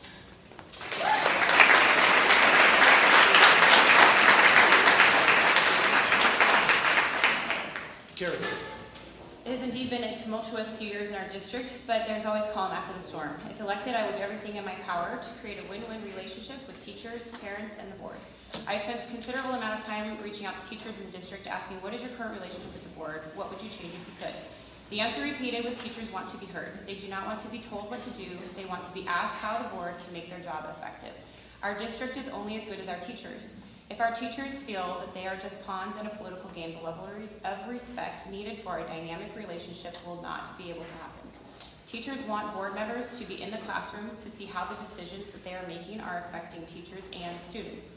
I plan to make it a point to visit schools and hear from those with boots on the ground how we can make our schools a better place to teach and learn. As for the relationships with parents, a trustee needs to be approachable and available. Parents know firsthand how their student is doing academically and mentally. They are also the primary decision makers in their children's lives. Parents should absolutely know what is going on in the classrooms. I would love to see parents team up with teachers to give their children the best educational experience possible. The board should be the one ensuring both parents and teachers have the tools necessary to ensure the success of the students. At the end of the day, we all have the same goal in mind, the success of Rocklin students. We look perspectives and have respectful discussions in order to come to agreements as to have, I'm so cold, I'm shivering is what's happening, as how to best keep Rocklin the premier school district it has always been.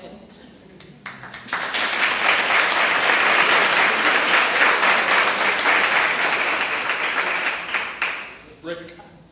So I'll answer this question by telling you what I did, because I think it's indicative. So 4 years ago when I ran, we were at about the lowest point we've been with our teachers. We were just short of a strike. It was very, very ugly. I ran on the idea of healing the relationship. It was the main point I ran on. And as soon as I got elected, I went to work. And it wasn't easy. I spent hours and hours meeting with teachers, meeting with the admin, trying to understand where we were not working. I took my background in interest-based problem solving and talked about how we can find common interests and work to get better. We formed a labor management committee that I was instrumental in both forming and thinking about how to pull it together to make sure we were actually talking about real problems that exist in our thing and then how we could overcome them together.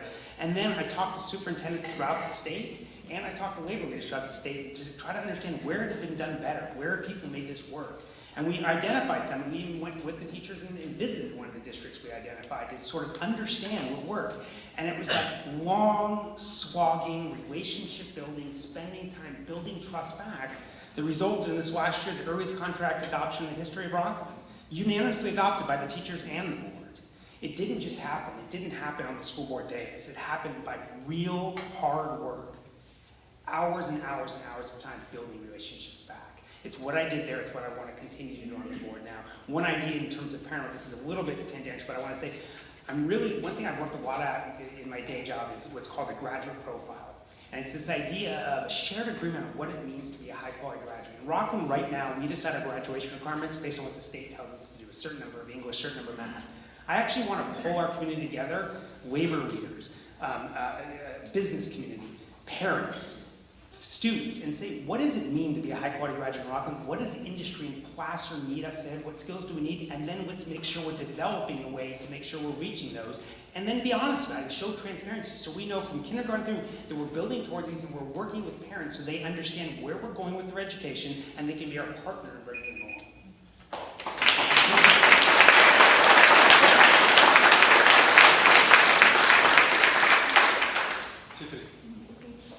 Teachers, parents, students, trustees, community members, all working together help students. When there's a disconnect, it's the students that suffer. We've seen this over the years, and so in my campaign, one of my campaign promises of 2020 was that I would increase communication and transparency. I did this in a variety of ways, and I want to highlight those in this moment because we have already seen in 2 years success from some of the things we've implemented and done. By working together with our board, we implemented board presentations on campuses with students. We did this surrounding our budget. We had tough decisions we had to make. That was during the last 2 years. We had very difficult decisions heading in to the middle of COVID that we knew we were going to have to make hard calls, and we did that by listening to our students, by talking to our students, being honest with them. We also did a board presentation on campus to students regarding the dress code. That was potentially a very divisive issue, and actually I appreciate that we were able to really tackle that in a way that showed beautiful democracy on our campuses with our students. Additionally, board presentations to parents. For one of the first times I was told, we as board members went out and said, we want to show you what we are looking at. We want to show you the budget, we want you to understand the budget, and we want to hear directly from you. Not just through an LCAP survey where we may not get to talk to you, but we want to actually show you what we're looking at, how much money, and if you had $100, where would you spend it as a parent? And that was incredibly beneficial in talking with our parents. Additionally, we reformatted our study sessions. Study sessions at Rocklin Unified, most parents typically didn't watch. You probably didn't know we had them. And so we actually reformatted those and said, we're going to talk about issues that our community is talking about. We want to talk with our teachers. We want to hear from our teachers. We want to see exactly what's working in the classroom, because when we're able to highlight the phenomenal things our teachers and staff are doing, it builds relationship together. And so I really think the critical piece here is this community collaboration that we as trustees own. The responsibility is on us to build those relationships, to increase communication, increase transparency, and make sure that we are highlighting the phenomenal things that our teachers are doing and that we are listening and addressing the concerns of our parents in our community.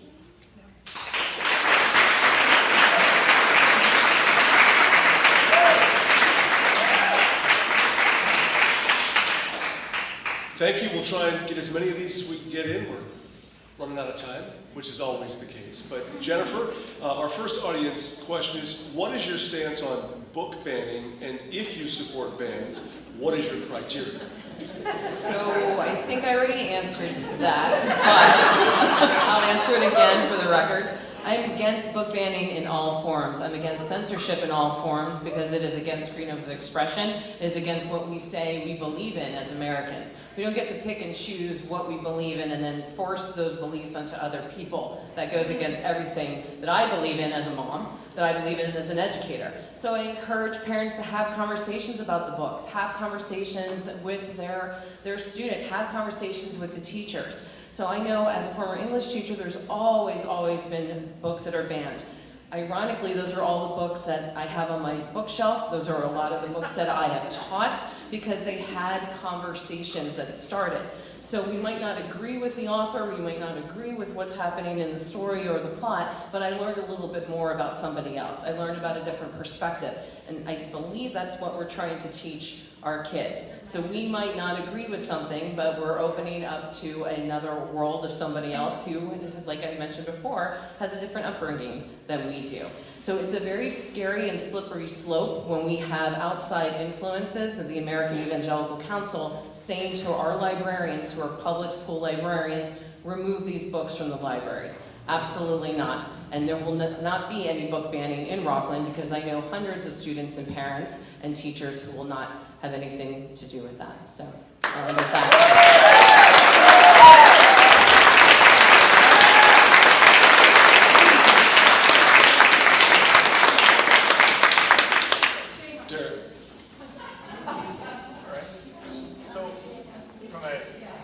There are multiple libraries within, so same question? Is to the audience to please be respectful. We've done an awesome job tonight allowing the candidates to express their views and wait until they're done, and when the next candidate starts, allowing them your full attention. Sorry about that, Gary. No problem. So we have multiple libraries in Rocklin. So we have elementary school libraries, classroom libraries, high school libraries, public library, and I think there's an opportunity for books to be put in at different places.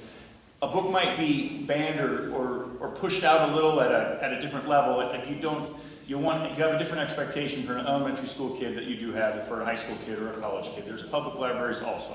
So what I think, there's an opportunity for parents to have the conversation, for parents to have an expectation, talk with the schools, talk with the places, there are some places that books should be, and there are some places that some sensitive topics shouldn't be, just because it's not age appropriate. And I think having those conversations within our community, within our spot, we can create an opportunity to where we have books at the right places so that kids can get in there. Also, it's an open library, so if kids are very interested, they're going to reach out to it. We all know you can go to a public library anytime you want, you can go to a college library, you can go to Amazon, you can go to Barnes & Noble, and you can pick up any book you want. So there are those opportunities for our kids and our students to go and experience those things. I think it's an opportunity for parents and the kids to have a conversation. What is it that interests you about that topic or something? And that's the conversation that we need to continue to promote here.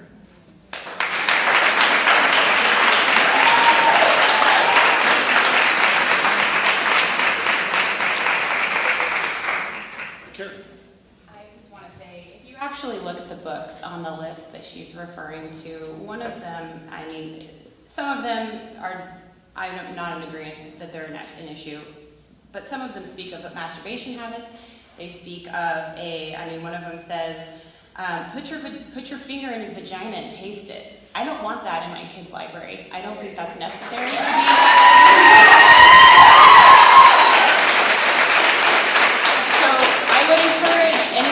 That's interested in that article to actually look at the details in some of those books. There are excerpts that you can find online. And like Derek said, there's a place for those kinds of books. Go to the public library, get them there. They're not a place for them in our schools where any kid can come and choose them. It's definitely not a place in our elementary schools, and I really don't agree that it's a place in our high schools, because why would we have parents be allowed to sign out their kid from a sex ed a sex education curriculum, but we can't sign them out of a sex ed book that they can just pull off of a shelf in the library.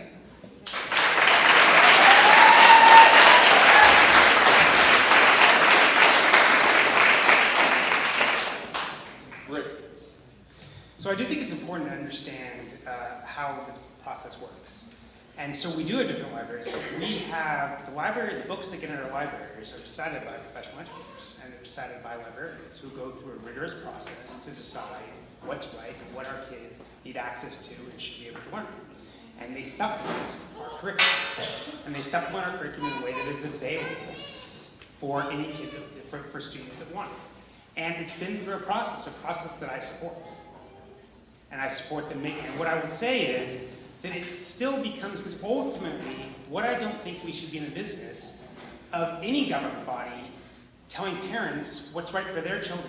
You should decide what's right for your child. I agree with that. With all due respect, exactly what you asked for, Carrie, that's the facts today. You can today say, my child cannot check that book out from the library, and they cannot. In Rocklin, that is the current policy.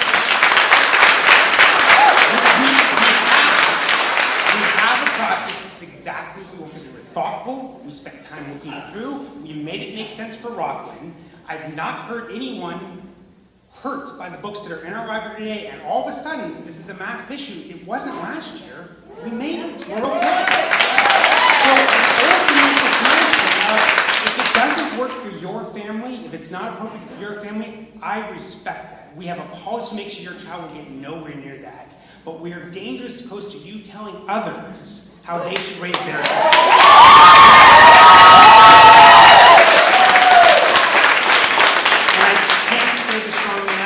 That is not wrong. It just is.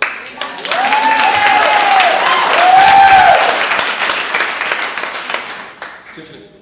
Listen, I am not a fan of banning books, but I am absolutely a fan for listening and addressing parent and teacher concerns with age appropriateness. Our own State of California Education Department tells us to do so as board trustees. Use age appropriateness. Multiple parents and teachers have shared with me this very weekend concerns that they have about sexually graphic books that are in our libraries right now. And the systems that I communicated to them that I thought were in place, I said the very same thing. Oh, you are able. That's actually not true. At our elementary schools, a parent just had a situation where a book came home. They contacted the administration, asked, how did this happen? I was concerned about this. I had shared that, and they said that they had removed classifications from books. First graders, second graders, and third graders. These are young children.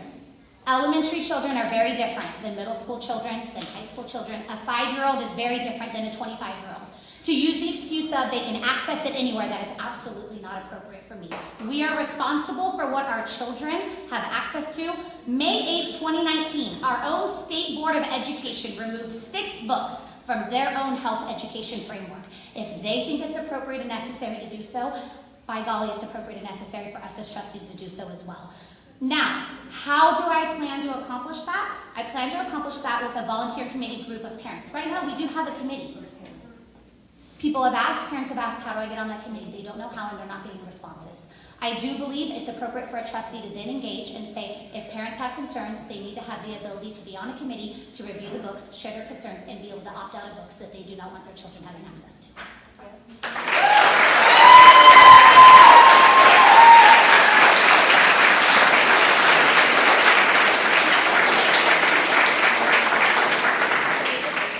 And Michelle. Thank you. No, I do not support the banning of books in our libraries, and that does, to say you don't support banning, but I do want to restrict.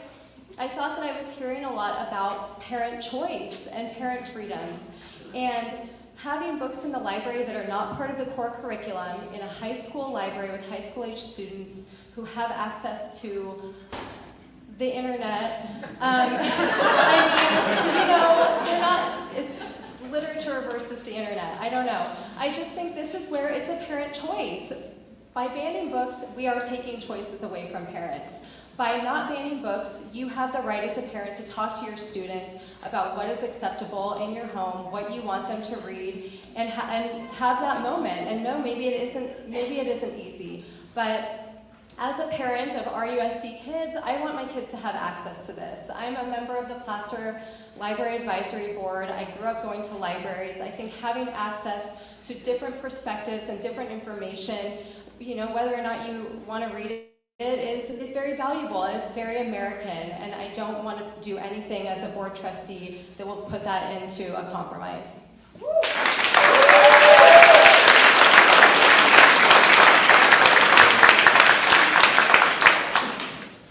Let's keep moving. Derek, here will be the next question from the audience. There have been incidents of racism and harassment at RUSD schools. What role do you believe the board has in supporting marginalized groups? Do you have any specific views regarding LGBT student supports? I think in all of our classes and all of our schools right now, we have clubs and groups and opportunities where kids from all different backgrounds, the tall kids, the short kids, etc. And everywhere you want to go with that conversation, they have opportunities to be in different groups and different clubs. So I think continuing to promote that, continuing to have areas where every kid, whether they feel part of something or not, has an opportunity to conversation, communicate with, is valuable.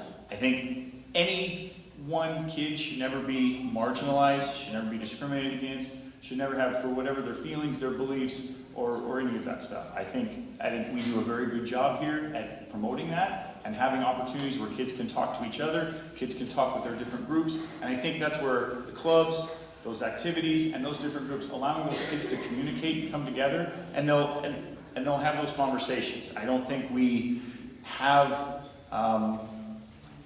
as many issues as sometimes people think, but again, love to hear and understand more as it goes, but I do not, again, Rocklin is a great place to raise kids. We've seen that people continue to come here, and I think we will, with our current policies and conversation we have, we will continue to support that and allow those kids to get together, to talk, and understand all the different perspectives. Again, and I know I make the joke, it's tall or short, you can go with age, you can go with race, you can go with height, you can go with weight, you can go with whatever. I think we just got to have those opportunities for kids to communicate and talk and work things out and communicate and figure it out. Hey, I feel this way, do you feel that way, and understand different perspectives and from different groups.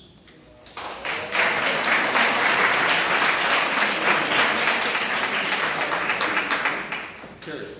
I think, exactly what he said. We should have, you can have the clubs, but I think the clubs need to be equal opportunity. Everybody needs to be able to do, should be able to have a Christian club. My daughter tried to get a Christian club. It's been denied, got denied one year, couldn't get accepted the next year.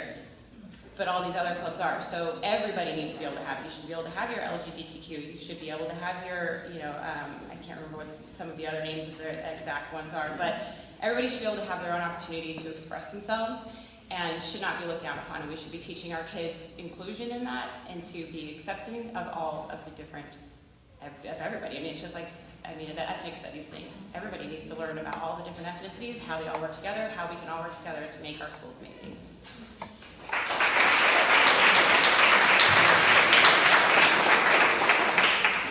Rick? So I really appreciate the question. I think it's very important that we have honest, open dialogue about this. Let's be clear, racism is not unique to Rocklin, but racism is not vacant from Rocklin either. We know this because we've seen it. We've seen horrible incidents of graffiti in our campuses and flags flying on our campuses. But more importantly, the way to see it is talk to our students. We have data to show there's a problem in our schools and that all kids are not going to be equal in the way they're treated in our schools. And you see this in an LCAP survey that says African American kids are more likely to contemplate suicide in our schools than white kids. It's just a fact. And as a board of trustee, I can't look at that and say we're good. We just need more clubs. We need to do something else. We need more. We need to be honest about a real problem here in Rocklin and in our society. I will also say I had a really hard experience. We were at a student meeting, actually here at Rocklin High, and the kids were sitting in a circle, and it so happened that kids of color were sitting on one. It didn't so happen. Kids of color were sitting on one side, and the white kids were sitting on the other side. And the question was, do we have racism here at Rocklin? And every white kid said no, and every kid of color said yes. So it's our obligation as leaders to be there for our children. And if we're hearing race is playing a role in the way they are perceived on campus and their ability to be successful on campus, then we have to acknowledge that, and we have to work to overcome it. It's a long road. There's lots of work we have to do. It starts by actually seeing kids, seeing themselves in our curriculum. It starts by seeing themselves in our staff and our thing, and us being supportive, and most importantly, being able to loudly and clearly speak out that racism has no place in Rocklin, and we will allow nothing. That it is zero tolerance. If you use racist language, if you use racist graffiti, there will be consequences, and that is the minimum place to start as a district.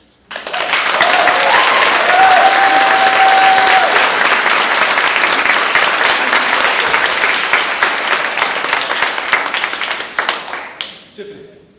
My job as a trustee is to ensure every student has equal access to high-quality education in a safe learning environment.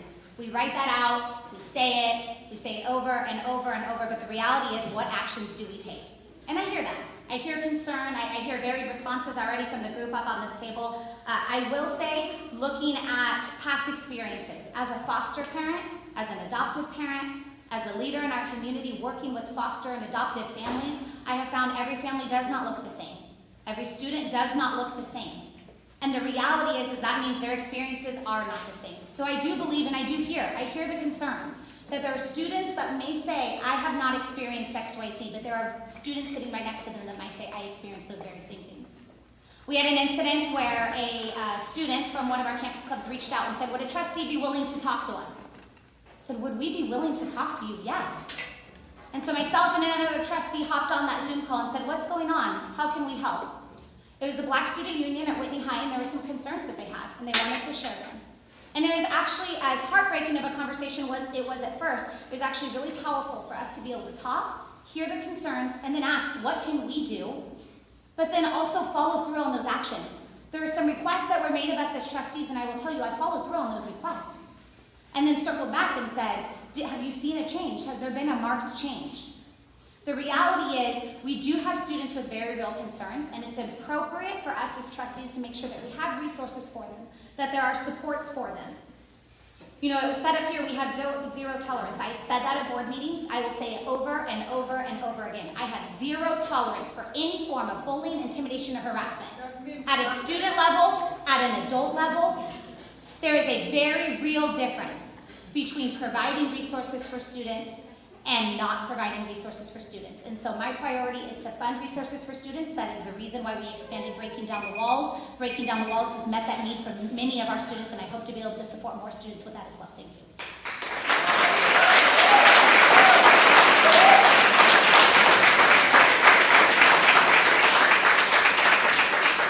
Michelle? Thank you. So having grown up in Rocklin, I will say that the Rocklin schools look much more diverse today than they did 20 years ago when I was graduating from Rocklin High, and that's a great thing. That was part of what drew us to Rocklin Elementary, to the GATE program, was the diversity of students there, and also for our dual immersion program as well. It's very valuable for our kids to be around others who are different than them and have different experiences. The issue of racism in our school community is not a hypothetical. It does exist. We've seen it.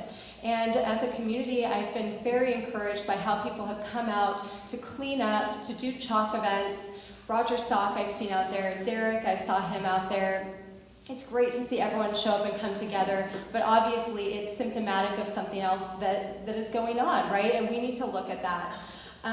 I do think bringing ethnic studies in as an elective is a great effort toward this, to help people to understand others a little bit more and hear real life experiences from their peers.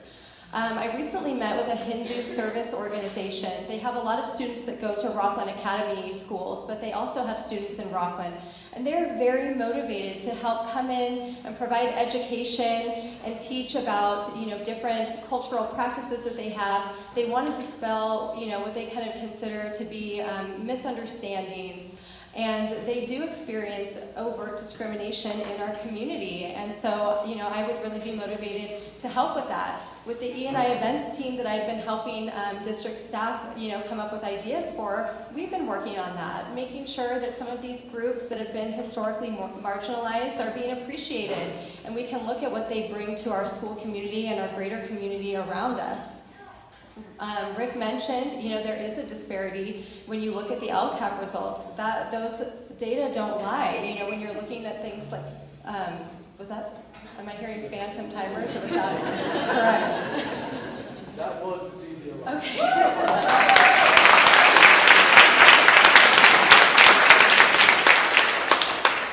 Jennifer. So there's a difference between saying and doing. There's a difference between I believe this, I want this, this should happen, and actually doing it.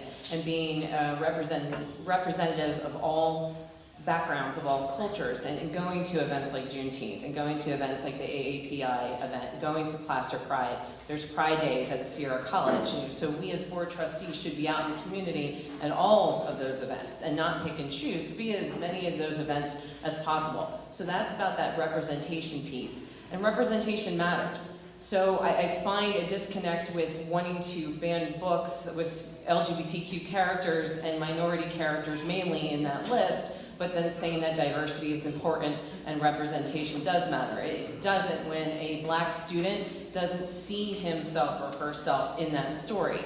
When my LGBTQ friends and allies don't see themselves, and when they do see themselves in things, it's made as a punch, like a joke, or they're disparaged, or they're ridiculed, or they're kind of like the sidekick. More and more we're seeing that diversity in books, in TV shows, in movies. But that's not happening if we're taking away that material from our students and taking that away from them so they see those different perspectives. So again, it's about walking that walk. It's about representation.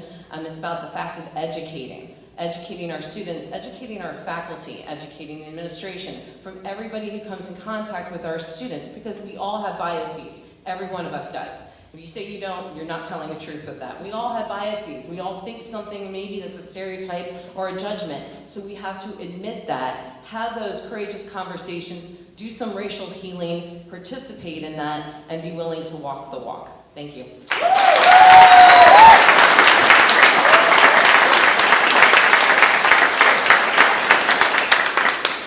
There's never enough time, and on that note, now is the time that we're going to move on to our closing statements.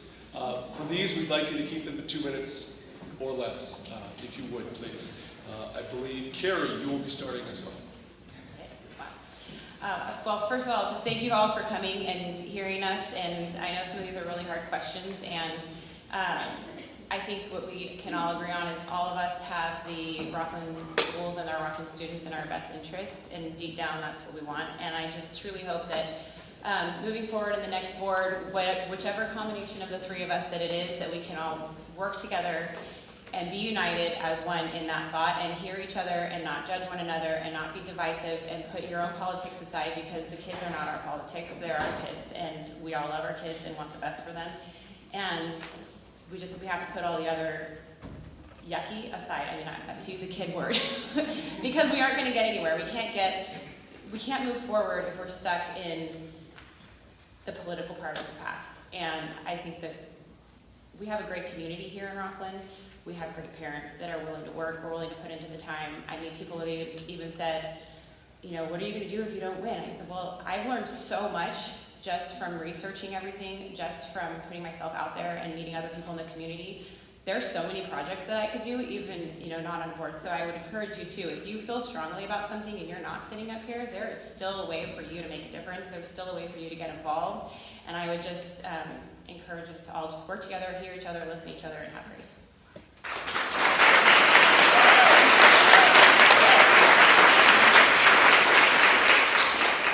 Rick. I really appreciate it. That was a great start. I agree with everything you just said, Carrie. And so I also want to add my thanks to PTC, to Lisa and Heidi. Thank you so much. This is really important to make sure we have this, and I appreciate you doing it. Mike, thank you for your time. I'm going to watch Channel 3 in the morning. You're going to get up. You're nervous forever.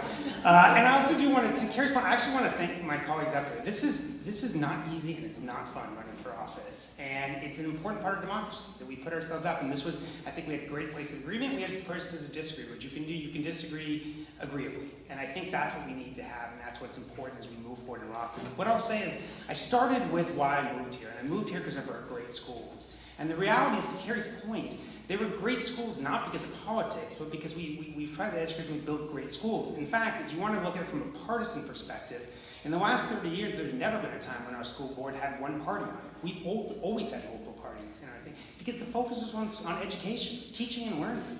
And that's what built our great schools.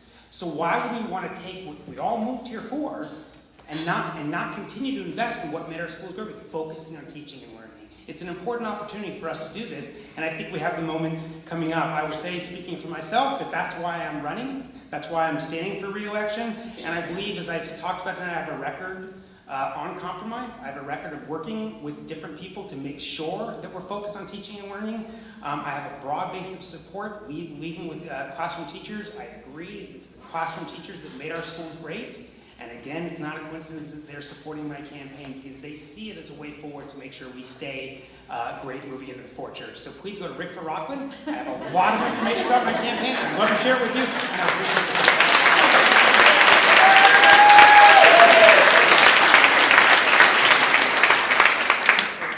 Tiffany. I'll start by saying I know that we have a limited amount of time, but I do mean it wholeheartedly. Anybody in the room, I am more than willing to stick around. I'd love to talk, hear more. I really would love to see a process like this bring us together, not divide us more. However, I will be honest, there has been division. Campaigns do that. That happens at times. And so I do think it's a responsibility of a candidate to share with you who they are, what they stand for, and what sets them apart. So tonight, you've heard about candidates with experience in other cities, other states, some 15, 20, and 25 years ago. But my experience is local and my experience is recent. My experience is the proven leadership I have shown here as a trustee in Rocklin. If we learned anything the last 2 years, it's that our students, our families, our communities depend on our schools. I still remember hearing about a 4th grader who called in asking for help. She was home alone with her younger sibling because her parents couldn't afford to stay home and miss work any longer.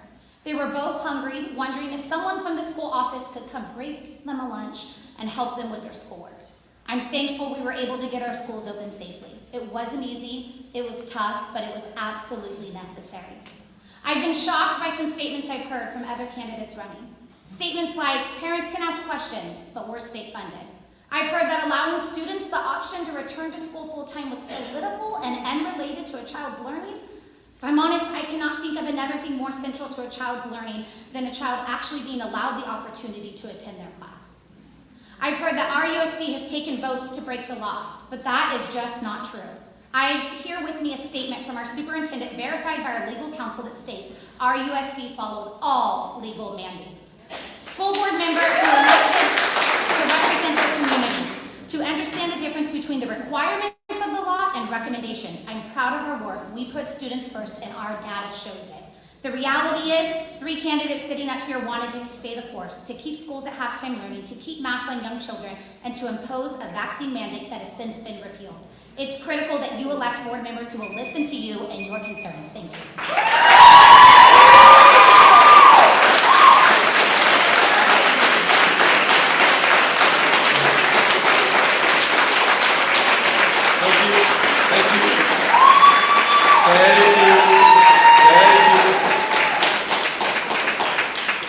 We promised everyone we'd try and get out of here by 8, so Michelle, your turn.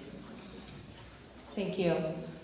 So I will start off by just a couple things. I have never once said that I support a vaccine mandate for COVID, and there was a period of time in which the law was broken and the mandate was taken off before it was time. Staff still had to follow it, but it was a choice that was made. I believe, as has been done prior to some of these more recent decisions, that we in Rocklin can set an example and operate within the law, but still doing what's right for Rocklin students. But that takes collaboration, and it takes working together and not dictating one opinion that maybe covers some members of the community. Obviously, look at right here, we're very divided, but we all, or most of us, have students in Rocklin. We are all being served by these Rocklin schools. There has to be a better way. When I ran in 2020 on our Zoom forum, I said back then, this is not a place for politics, and everyone that was on there nodded in agreement. But what I've seen over the past couple years, and people have said it even tonight, it's not about politics. It has been over the past 2 years. And so I want to be more clear this time and say, I will not bring partisan politics into our schools or into our board meetings. It's not the place.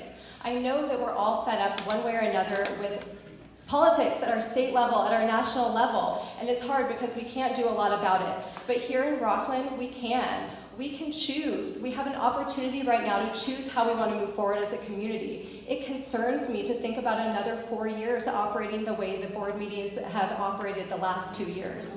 I want to come in, I want to work for students, I have a vested interest, I will have kids in these schools for 13 years. I know that these decisions will affect Rocklin students, and that's something that matters to me. So again, our district is great. We are doing so much for our kids, but there are areas of improvement. We need trustees that are motivated to look at those educational issues.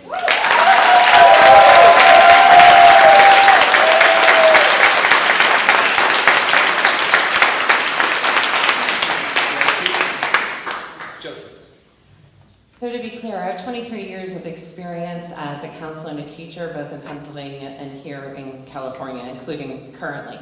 So the role of the school board is to focus on education, and it really should be that simple. And what is the role of a school board trustee? Is it to engage in politics, or is it to improve academic outcomes for our students?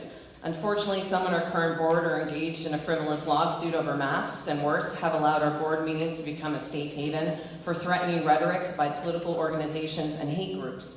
Leaders must do better. I'm committed to returning, the Proud Boys are a hate group. I'm committed to returning civility and sense to our school board, and how will I do that? With the 23 years of experience that I have in education. Our board must model good citizenship, and we need to return to civility. The past few years have shown us how important it is to have school board members who prioritize the best interests of our students rather than trying to score political points. As a school board member, I will respond to emails even if we don't see eye to eye. I'm a parent. I am running as a parent, as a mom, as an educator, and I would write to school board members, and I would hear from Rick, and I would hear from nobody else.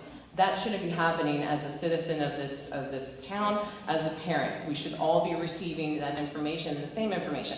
As a parent, I was cut off at board meetings that was here, referred to earlier. None of those things should be happening. So whether I disagree with you and you disagree with me, let's have a conversation. And those counseling skills that I have, that training that I have, will be able to do that. So I'll bring civility back, I'll bring transparency back, and I'll bring this to what we need to be focusing on, which is education, and it really should be that simple.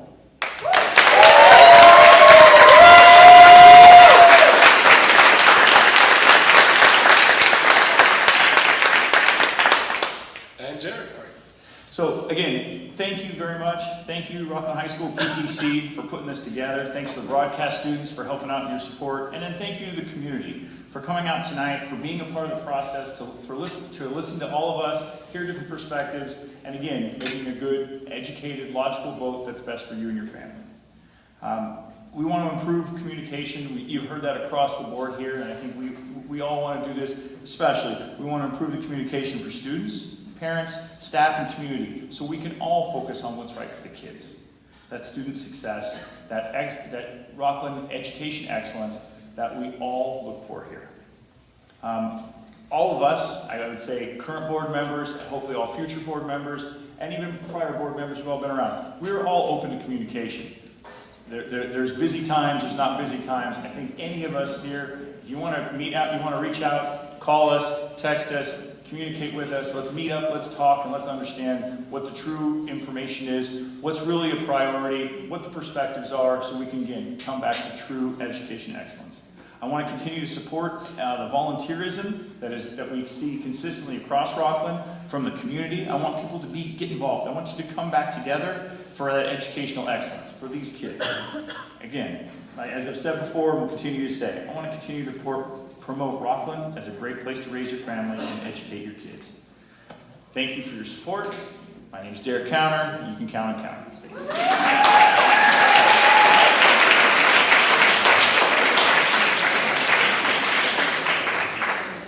Before we wrap up, I would like to give 3 thank yous. First and foremost, to each and every candidate who came here tonight, who agreed to sit, sometimes in some cases, next to someone who may not see eye to eye with each other, and in front of a room that was not filled with people that entirely saw necessarily their viewpoint eye to eye. And on that, you should be commended. This is how public discourse works.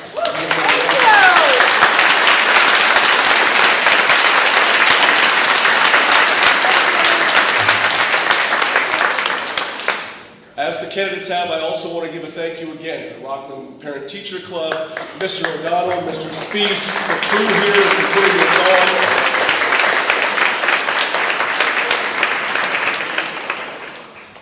And finally, I really, truly want to thank you, the audience, for being attentive, engaged, and respectful.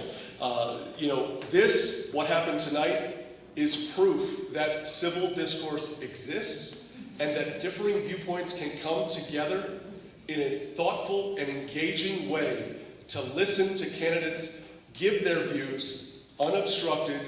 Therefore, voters can make informed decisions based on what the candidates themselves have been able to say directly to you. So to you, I say thank you as well. And with that, 8:02, I almost did it.